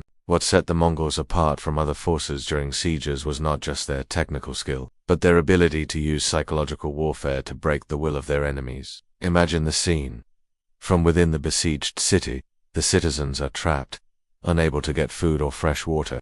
As the siege drags on, the Mongols become experts in psychological manipulation, using their reputation for brutal conquests to intimidate the defenders. For the Mongols, a successful siege wasn't just about overwhelming firepower. It was about creating an environment where the defenders had no choice but to surrender or face annihilation. When patience ran out and the Mongols decided to breach a city's walls, they had the technological advantage to do so with devastating efficiency. Imagine the sound of a battering ram striking the wooden gates of a city, the thundering blows echoing through the night. But the Mongols didn't just rely on brute force, they used trebuchets and other siege machines to bring down city walls and hurl projectiles over them. The longer a siege lasted, the more the Mongols relied on psychological warfare to ensure victory. In many cases, once a city surrendered, the Mongols would demonstrate their power by executing a portion of the defending force, sending the rest into exile, or enslaving the survivors.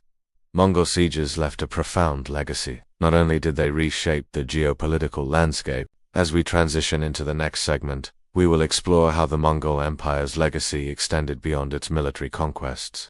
The Mongol military was a force like no other in the medieval world, both feared and respected across continents for its effectiveness and unyielding discipline. At the core of this formidable fighting machine was a highly structured and organized system that allowed the Mongols to fight with exceptional coordination, speed, and precision. This system divided the army into manageable units of 10, 100, 1,000, and 10,000 soldiers. At the base of this system was the Arban, a small unit of 10 men, led by a junior officer. These soldiers fought side by side, and each man was deeply loyal to the others. This sense of responsibility was instilled early, as young Mongol boys were raised to be warriors from a very young age. Whether on horseback or foot, every member of the army was a vital piece of the operation, and this unity was critical to their success. They were taught to fight in formation and follow their commander's orders without question, even in the heat of battle. Using a network of spies, scouts, and fast messengers, Genghis Khan ensured that his forces operated with exceptional flexibility. The tension in the air is palpable, but you're not alone. Genghis Khan and his generals were masters of intelligence gathering and strategy. They would incorporate the new techniques into their arsenal, often improving upon them. They not only employed siege machines like trebuchets and battering rams, but they also excelled in surrounding cities, cutting off all escape routes, and employing starvation tactics to force surrenders. The Mongols' use of psychological warfare during sieges was just as effective, using fear and terror to break the morale of defenders. For example, when they encountered enemies who had advanced siege equipment, the Mongols would adopt and refine the techniques, using their superior engineering skills and ingenuity. This constant adaptation made the Mongol army even more formidable, capable of overcoming any obstacle. They didn't just rely on brute force. They understood the importance of knowing their enemy. Mongol scouts would ride ahead to gather information about enemy movements, fortifications, and even the terrain itself. This intelligence allowed the Mongols to avoid pitfalls and surprise attacks. You're part of a team or unit that knows exactly what to do. As the orders come in through the vast communications network of drums, flags, and messengers, the entire unit shifts effortlessly into position, ready for whatever comes next. The Mongols could execute complex battle strategies involving swift cavalry charges, feigned retreats, and rapid repositioning of forces, coordinating movements of units spread over vast distances. Through these innovations, the Mongol military became not just a force of conquest, but an army that redefined warfare in the medieval world. Their success was not just in their tactics, but in their ability to innovate, adapt, and coordinate their vast armies across vast distances. When engaged in battle, the Mongols' use of their cavalry, combined with intelligence gathered from scouts and spies, meant that they were always one step ahead of their enemies. The level of discipline was so high that if a soldier faltered or failed in his duties, it reflected not only on him but on the entire unit. They were trained to be fiercely disciplined, knowing that their performance in battle could mean life or death. Not desertion was met with severe consequences, and fleeing in the face of the enemy was considered one of the gravest offenses. The unity and loyalty between soldiers were paramount to Mongol warfare. Their entire military structure depended on it. This smaller unit could easily maneuver and fight cohesively in battle, while also being part of a larger structure that could adapt quickly to shifting circumstances. Each unit was referred to by its numerical designation Nabanzu, and this structure was revolutionary because it allowed for a vast army to be commanded effectively, without losing the ability to make swift, decisive movements. Genghis Khan, understanding the necessity of efficiency in battle, developed an army that was not just large, but also meticulously organized to maximize its potential. The Zoots were commanded by higher-ranking officers, and the Mingans by even more senior leaders, with Tumen representing the highest level of command. Each commander, regardless of rank, was responsible for the efficiency and success of their unit. These leaders were chosen for their competence, loyalty, and ability to inspire their soldiers, not merely for their family ties or noble birth. This meritocratic approach, combined with clear chains of command, ensured that the army could operate with remarkable discipline. One of Genghis Khan's greatest innovations was his adoption of the decimal system to organize the Mongol military. Imagine a vast Mongol army stretching across the plains, each unit like a cog in a larger machine, moving with synchronized precision. As the army grew, so did the scope of its organization. The Mongols valued discipline above all else, and their army operated as a well-oiled machine, each component knowing exactly what it was supposed to do. Each soldier in the Mongol army knew the importance of their role. Punishments for disobedience or cowardice were harsh, but they were also aimed at maintaining the cohesion and effectiveness of the army. What made the Mongol army so effective was not just its size or discipline, but its ability to adapt and coordinate across vast distances. Imagine the feeling of being in the Mongol army during a fast-paced battle. The Mongol army's success lay not just in its ability to fight, but also in its adaptability. When the Mongols encountered unfamiliar military tactics or weapons, they adapted quickly. The siege warfare tactics of the Mongols were revolutionary in their time. The level of organization, loyalty, and discipline in the Mongol army was unmatched during their time, and it remains a testament to the military genius of Genghis Khan. The Mongol military, under the leadership of Genghis Khan, was far more than just a conventional army. It was a force that exemplified strategy, intelligence, adaptability, and relentless drive. The Mongols' battle tactics were multi-layered, making them capable of adapting to almost any situation. Whether on the open plains or in sieged cities, they were able to apply their strategies with such efficiency that their enemies stood little chance. He understood that loyalty was key loyalty, not just from his generals, but from every soldier within his ranks.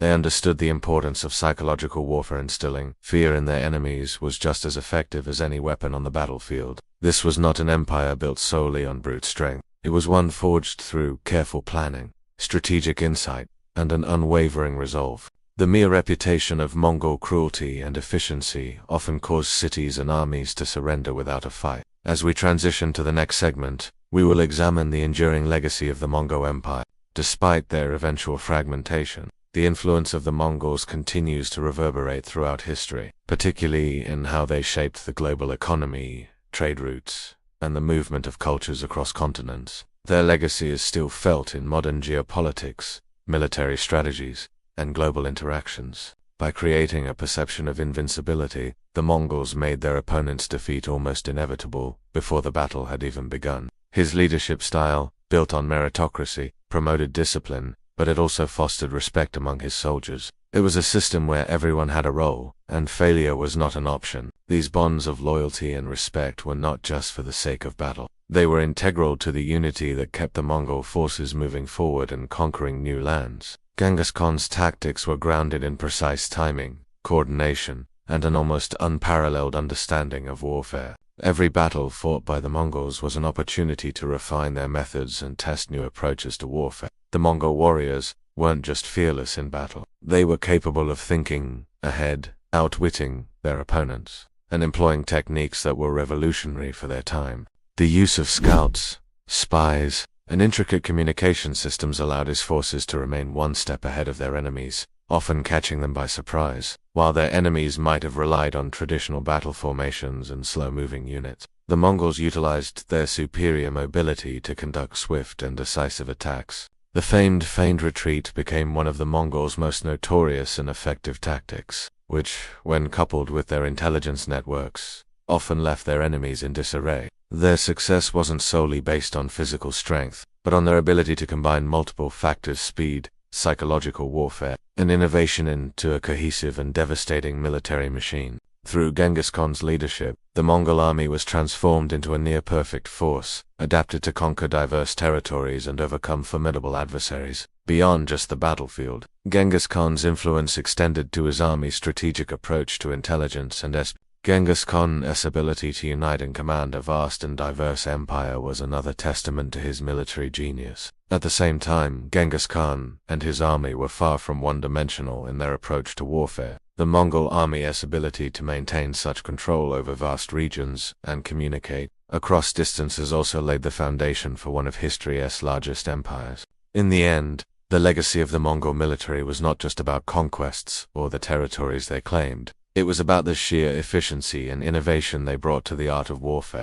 The Mongol elite, though not as removed from the realities of warfare as the aristocracy of some other empires, still enjoyed privileges and comforts that were far beyond the reach of the average warrior. This contrast in lifestyle, while less pronounced than in many other societies, still highlighted the divide between the men who fought on the front lines and those who commanded from a more protected, influential position. These luxurious tents were furnished with fine rugs, silks, and artwork, offering a stark contrast to the simplicity of the soldiers' living conditions. Their camps were organized in a way that reflected their status, with separate areas for dining, sleeping, and conducting business. They were expected to accompany their troops on campaigns, to fight beside their soldiers when necessary, and to lead their men to victory. These men were the ones who bore the brunt of the fighting. However, the reality of life for a common soldier was one of constant sacrifice. While they were trained from a young age to fight, to ride, and to survive, they faced long, grueling days of training and combat. The common warrior's success was often determined not by wealth or privilege, but by their skill,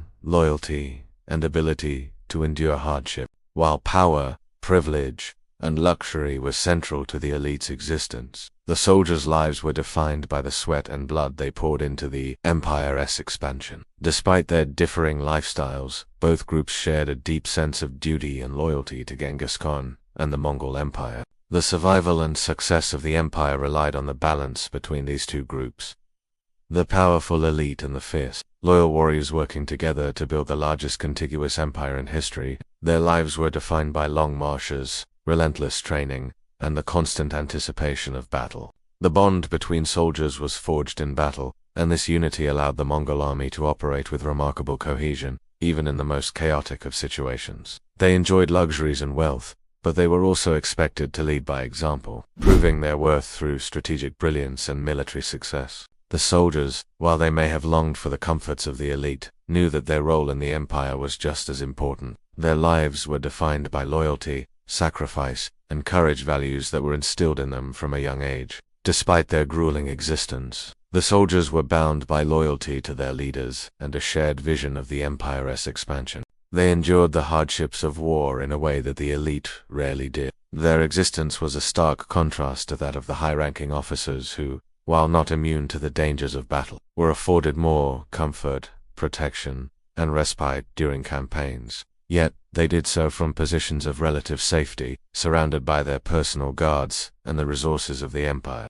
The high-ranking Mongols did not just move across the steppes, they did so with a sense of grandeur, their personal spaces often more refined and practical than those of the soldiers. At the pinnacle of Mongol society were the descendants of Genghis Khan, his generals, and the high-ranking officers who held significant power over vast territories.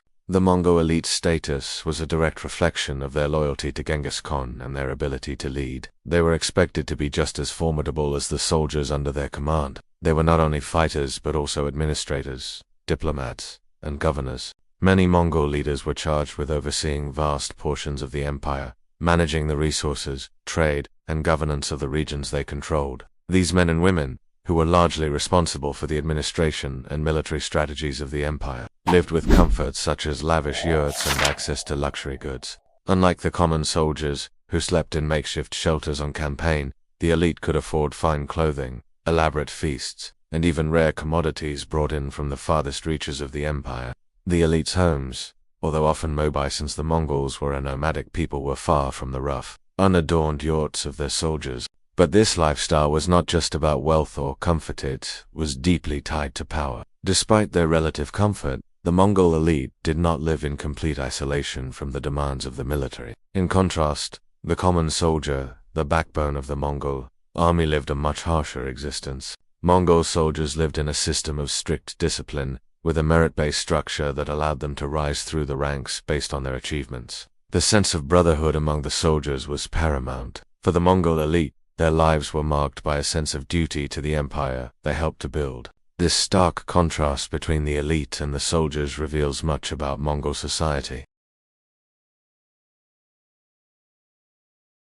The Mongol elite, with their privileged position, were constantly surrounded by reminders of their duty and the heavy responsibility they bore. Their status not only afforded them power and material wealth, but also the burden of maintaining the unity and strength of the empire. They were expected to live by the same principles that Genghis Khan instilled in his soldiers: discipline, loyalty, and the relentless pursuit of victory, but their roles were far more administrative and diplomatic in nature. They commanded vast territories, dealt with foreign emissaries, and made decisions that affected the lives of millions of people across the empire. Their military successes and the ability to maintain internal order in a vast, culturally diverse empire were critical. These gatherings, often held in large yurts, served as both displays of wealth and powerful political tools. Through lavish banquets, they could cement their status, not only among fellow Mongols but also among foreign envoys and potential allies. The Mongol elite had access to the empire's finest food, from game meats to rice dishes and fermented drinks. These soldiers endured long, grueling campaigns and faced unimaginable hardships to expand and protect the empire. We will explore how their lives were shaped by sacrifice, loyalty, and hardship, while also reflecting on how they played a vital role in the Mongol military's extraordinary success. The warriors were the heart of the Mongol military, and their unwavering loyalty and discipline allowed the empire to flourish. The furnishings of their homes and tents, though portable, were luxuriously decorated, often with fine silks from China, Persian carpets, and intricate goldwork that spoke of their immense wealth. Therefore, the elite were never truly separated from the hard, military-focused Mongol ethos. They were simply more insulated from the harsh realities faced by common warriors. Their entourages, though consisting of servants and guards, were also filled with experienced warriors who acted as protectors and military strategists. The Mongol elite were always surrounded by men of strength and discipline, and while they did not endure the same hardships as common soldiers, they lived under the constant pressure to maintain power, provide for their followers, and oversee the empire's continued expansion. Although they lived in opulence, the elite's lives were far from cushioned from the rigors of the Mongol military system. He did not allow his elite to become disconnected from the hardships of the common soldiers, and he did not tolerate complacency in his top commanders. In the world Genghis Khan built, every individual, from the lowest soldier to the highest-ranking official, had a responsibility to the empire.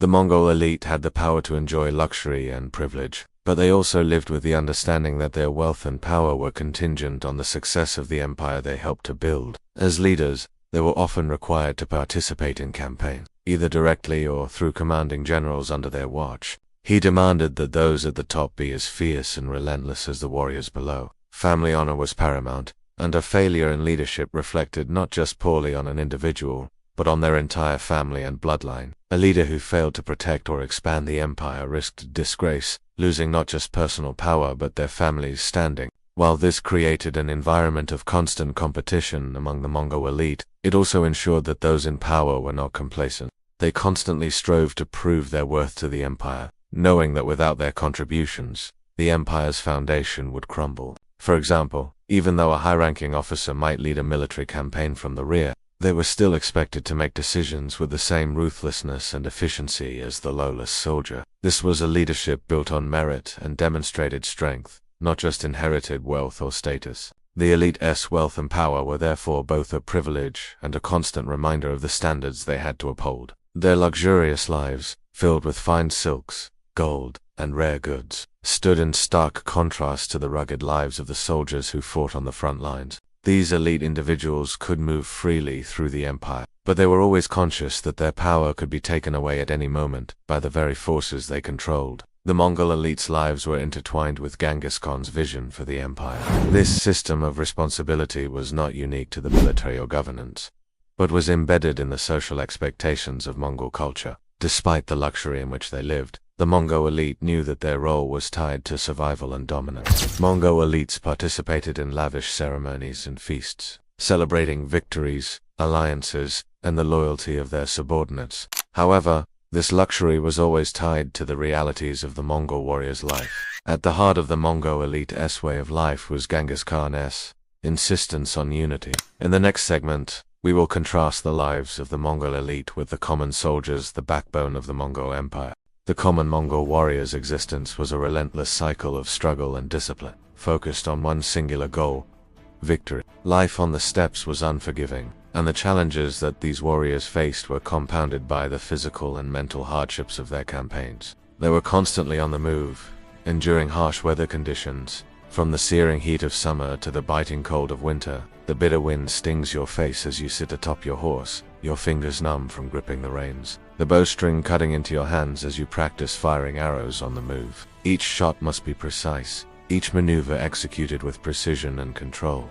The short sword was particularly favored in melee, allowing the warrior to strike swiftly and decisively. The Mongol military, with all its discipline and strategic brilliance, was also a brutal machine that consumed its soldiers. The common warrior, though valued for his skill, lived a life of minimal comforts. The military unit, the Tumen, was more than just a fighting force. It was a brotherhood. A soldier's loyalty was absolute. Desertion or failure to follow orders was punishable by death.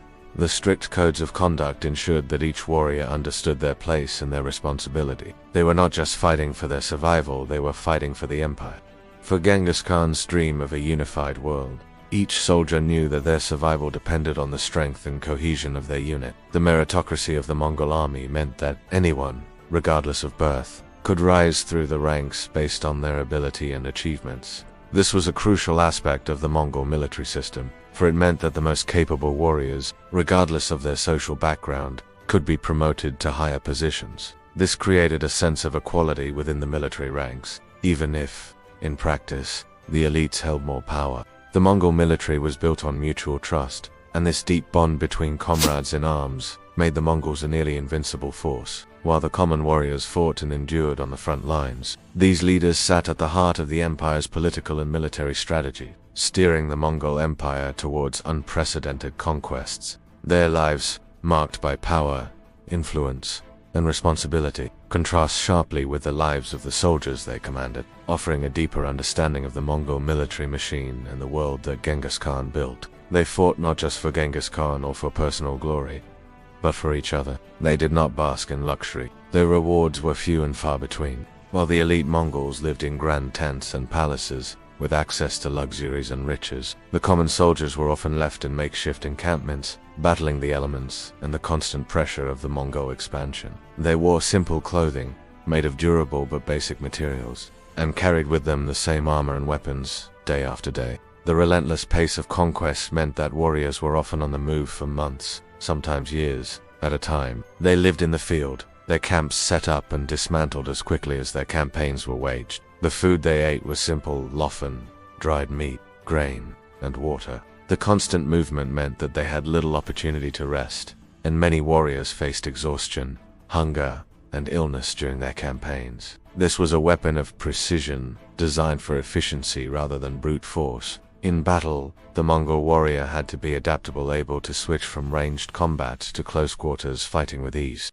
The ability to read the situation and react quickly was one of the defining qualities of a Mongol warrior. The vast steppe stretches endlessly before you, but your focus is singular, to become the fiercest warrior you can be. Their horses, too, bore the brunt of this constant travel, but the warriors' bond with their steeds was symbiotic.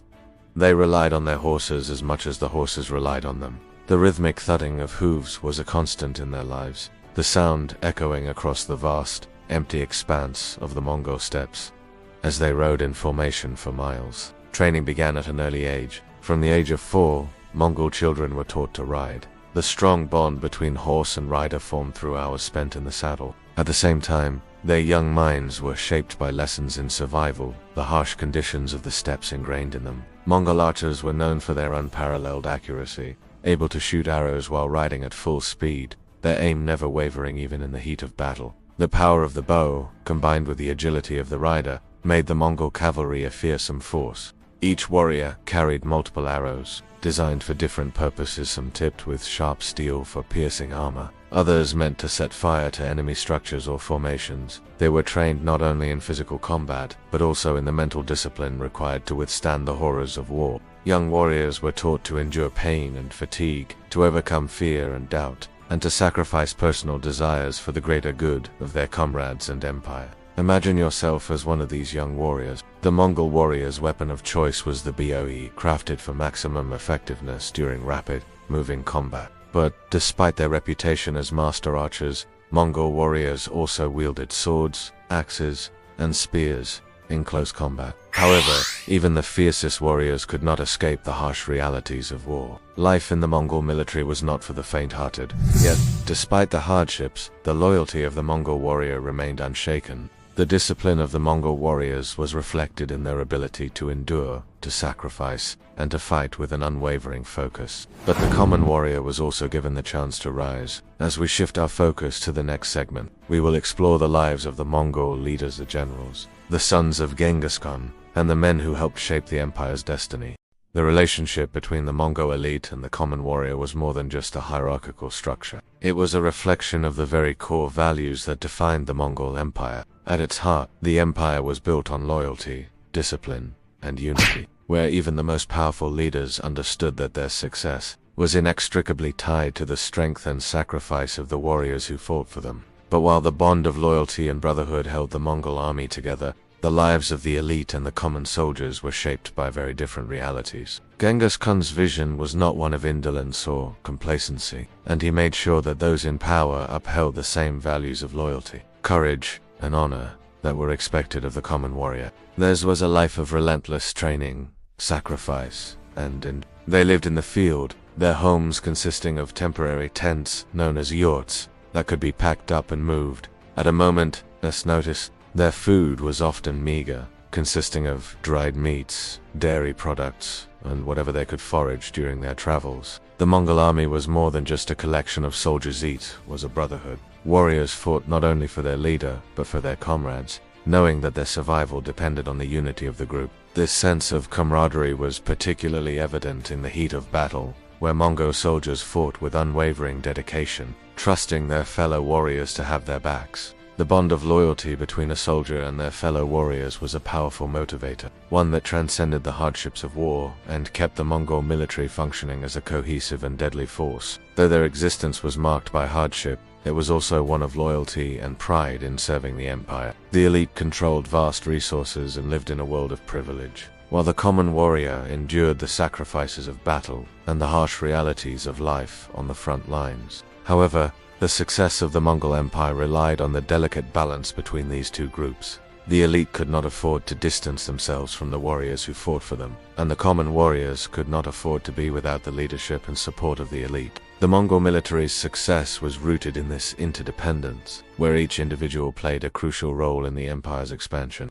Their lives were dedicated to the Mongol ideal to expand the empire, to fight for the Khan, and to ensure the safety and success of their people.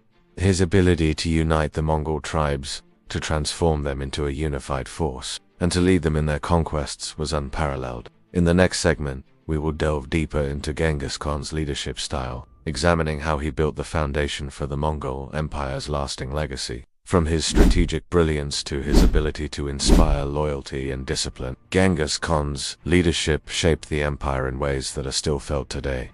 From childhood, they were raised in the harshest of environments, with survival skills ingrained into their very being. These warriors were not just soldiers, they were also hunters, herders, and craftsmen, mastering the skills that would make them invaluable to the Mongol war machine. Their training was intense, with a focus on endurance, archery, horsemanship, and combat tactics. Imagine the grueling hours spent riding across the open steppes, the constant honing of archery skills, the weight of their armor, and the mental fortitude required to withstand the brutal nature of their training. In fact, many of the elite were active military leaders, leading their soldiers into battle and demonstrating the same fierceness and resilience that was expected of their men. A Mongol leader's success in the eyes of their warriors depended on their ability to prove themselves in the field. The Mongol army was a meritocracy, where skill, loyalty, and bravery could elevate even the most humble warrior to the ranks of the elite. Many of the high-ranking generals in Genghis Khan's empire were once common soldiers,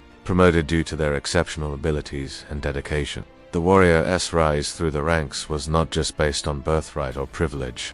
It was a testament to their ability to prove themselves in the most grueling of circumstances. This system of meritocracy was one of the driving forces behind the Mongol military's effectiveness. It fostered a sense of unity and equality within the army, where every soldier had the potential to rise through the ranks. Regardless of their background, the elite were not exempt from the grueling demands of war, for they had to earn the respect and loyalty of their soldiers by displaying bravery, leadership, and martial skill. This mutual respect between the elite and the warriors was integral to the Mongol military's success. The Mongol elite, comprising Genghis Khan's family members, his trusted generals, and high-ranking officers, enjoyed privileges that were unimaginable to the average warrior. These individuals controlled vast territories, collected tribute from conquered lands, and lived in luxury, often surrounded by fine clothing, food, and extravagant furnishings. Their homes were adorned with priceless treasures, many of which were looted from faraway lands, and their lives were defined by power, influence, and status. For the elite, the title of Khan was more than just a position. It was a mark of authority, respect, and ultimate control over vast swaths of land and people. The lavish lifestyle of the elite was in stark contrast to the harsh realities faced by the common warriors. Yet, despite their wealth and status, the elite were not immune to the demanding principles that Genghis Khan instilled in his empire. For the common warrior, however, life was much more difficult. For these warriors, there was little room for comfort. Yet, despite the hardships, the common warrior knew that their sacrifices would not go unnoticed. The loyalty between the elite and the common warrior was also evident in the bonds forged in battle. Despite their shared loyalty, the elite and the common warriors occupied different worlds. As we move to the next segment, we will explore how the Mongol Empire's success was not only due to military tactics, but also to the vision and leadership of Genghis Khan. Genghis Khan's journey from a humble and harsh beginning to becoming the supreme ruler of the Mongol Empire is one of history's most extraordinary tales. His rise was not just about military brilliance, but about survival, vision, and an unmatched ability to unite a fragmented people. Born as Temujin, he grew up in a world where power was often determined by strength, cunning, and the ability to endure. From the moment he was born into the Mongol steppes, where nature and survival were at constant odds, it was clear that Temujin was destined for something far greater than the simple life of a herder or a tribesman. As a child, Temujin's early life was marked by hardship. As he sought to unite the Mongol tribes, he faced rivalries, betrayals, and conflicts with leaders such as a former blood brother who later became one of his greatest enemies. The conflict between Temujin and Jamuka was more than a personal vendetta. It was a reflection of the larger tribal dynamics and power struggles that defined Mongol society. Despite these obstacles, Temujin's vision remained clear: to create a unified Mongol empire with one leader, one purpose, and one identity. And the strategies that ensured its success on a scale never seen before in history. His father was poisoned by a rival tribe, leaving his family to fend for themselves in a harsh and unforgiving world. This title was not just ceremonial. It symbolized his complete control over the Mongol tribes and the establishment of a new era in Mongol history. Genghis Khan's rise to power marked the beginning of an era of military conquest, territorial expansion, and unification. But it also marked the beginning of a period of immense cultural transformation for the Mongols. His ability to form bonds and alliances with other leaders, particularly through the concept of blood brothers, became a critical element in his rise to power. His unification of the Mongol people would lay the foundation for one of the largest and most powerful empires in history. However, Genghis Khan's rise was not just about conquering lands, it was about creating a new system of governance. A military strategist would forever alter the landscape of the world in a cultural shift that would impact societies across the globe. The bond of blood brothers was not just ceremonial, but a deep, binding commitment.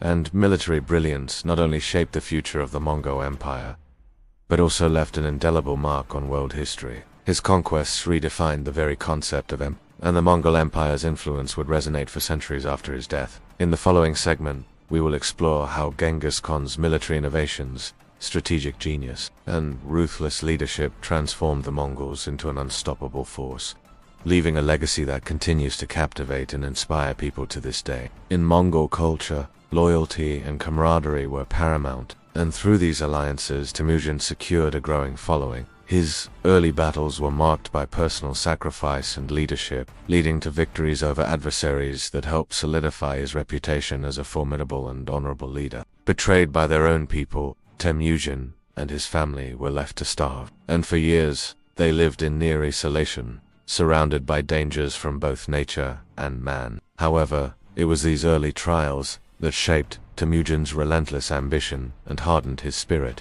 In a world where betrayal and violence were the norms, Temujin learned quickly to trust few and rely only on his own strength and cunning. It was during these formative years that he developed the mental resilience and the strategic mindset that would serve him throughout his life. From these humble beginnings, Temujin began to rise. As Temujin grew stronger and his influence spread, so too did his ability to inspire and rally others. His charisma, strategy, and vision for a unified Mongol people began to take shape. What set him apart was not only his military skill, but his deep understanding of the political and social dynamics of the Mongol tribes. He knew how to weave together competing interests, how to leverage rivalries, and most importantly, how to communicate his vision of unity and strength under one banner. This was no longer about merely surviving the violent and chaotic environment of the steppes. Temujin saw the opportunity to create something much greater. He would build an empire. Genghis Khan's rise to power was not without struggle. The pivotal moment in Temujin's rise was when he declared himself Genghis Khan, meaning universal ruler. Through his strategic alliances, his ability to inspire loyalty, and his ruthless determination, Genghis Khan transformed the Mongols from a fragmented collection of warring tribes into a unified and highly disciplined military force. As we delve deeper into the heart of Genghis Khan's legacy, we will see how his leadership, vision. Let us now move forward into the extraordinary military feats that enabled Genghis Khan to build the largest, contiguous empire the world had ever known.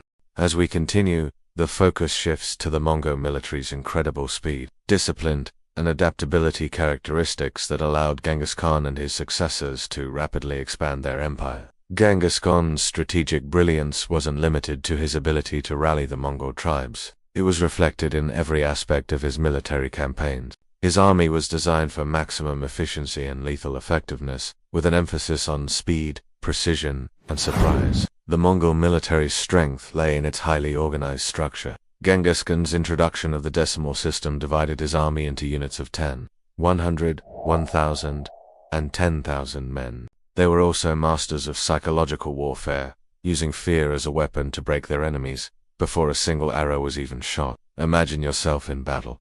The Mongol forces, appearing disorganized and in retreat, lured the enemy into a pursuit. They would feign defeat, baiting their enemies into chasing them, only to turn and strike at their most vulnerable points. The feigned retreat became a hallmark of Mongol strategy, a clever and highly effective deception that turned the enemy's pursuit into their own downfall. The enemy, eager to claim victory, follows the retreating Mongols only to be ambushed. Through Genghis Khan's leadership and military innovations, the Mongol Empire grew from a collection of nomadic tribes into the largest, contiguous empire the world had ever seen. The speed, discipline, and unity of the Mongol forces allowed them to conquer a staggering swath of land, from China to the Middle East, and from Central Asia to Eastern Europe. Faced with the challenge of breaching city walls, Genghis Khan's forces developed a range of siege techniques, including the use of trebuchets, battering rams, and siege towers. They were not just conquerors, they were builders, creating an empire that facilitated cultural exchange,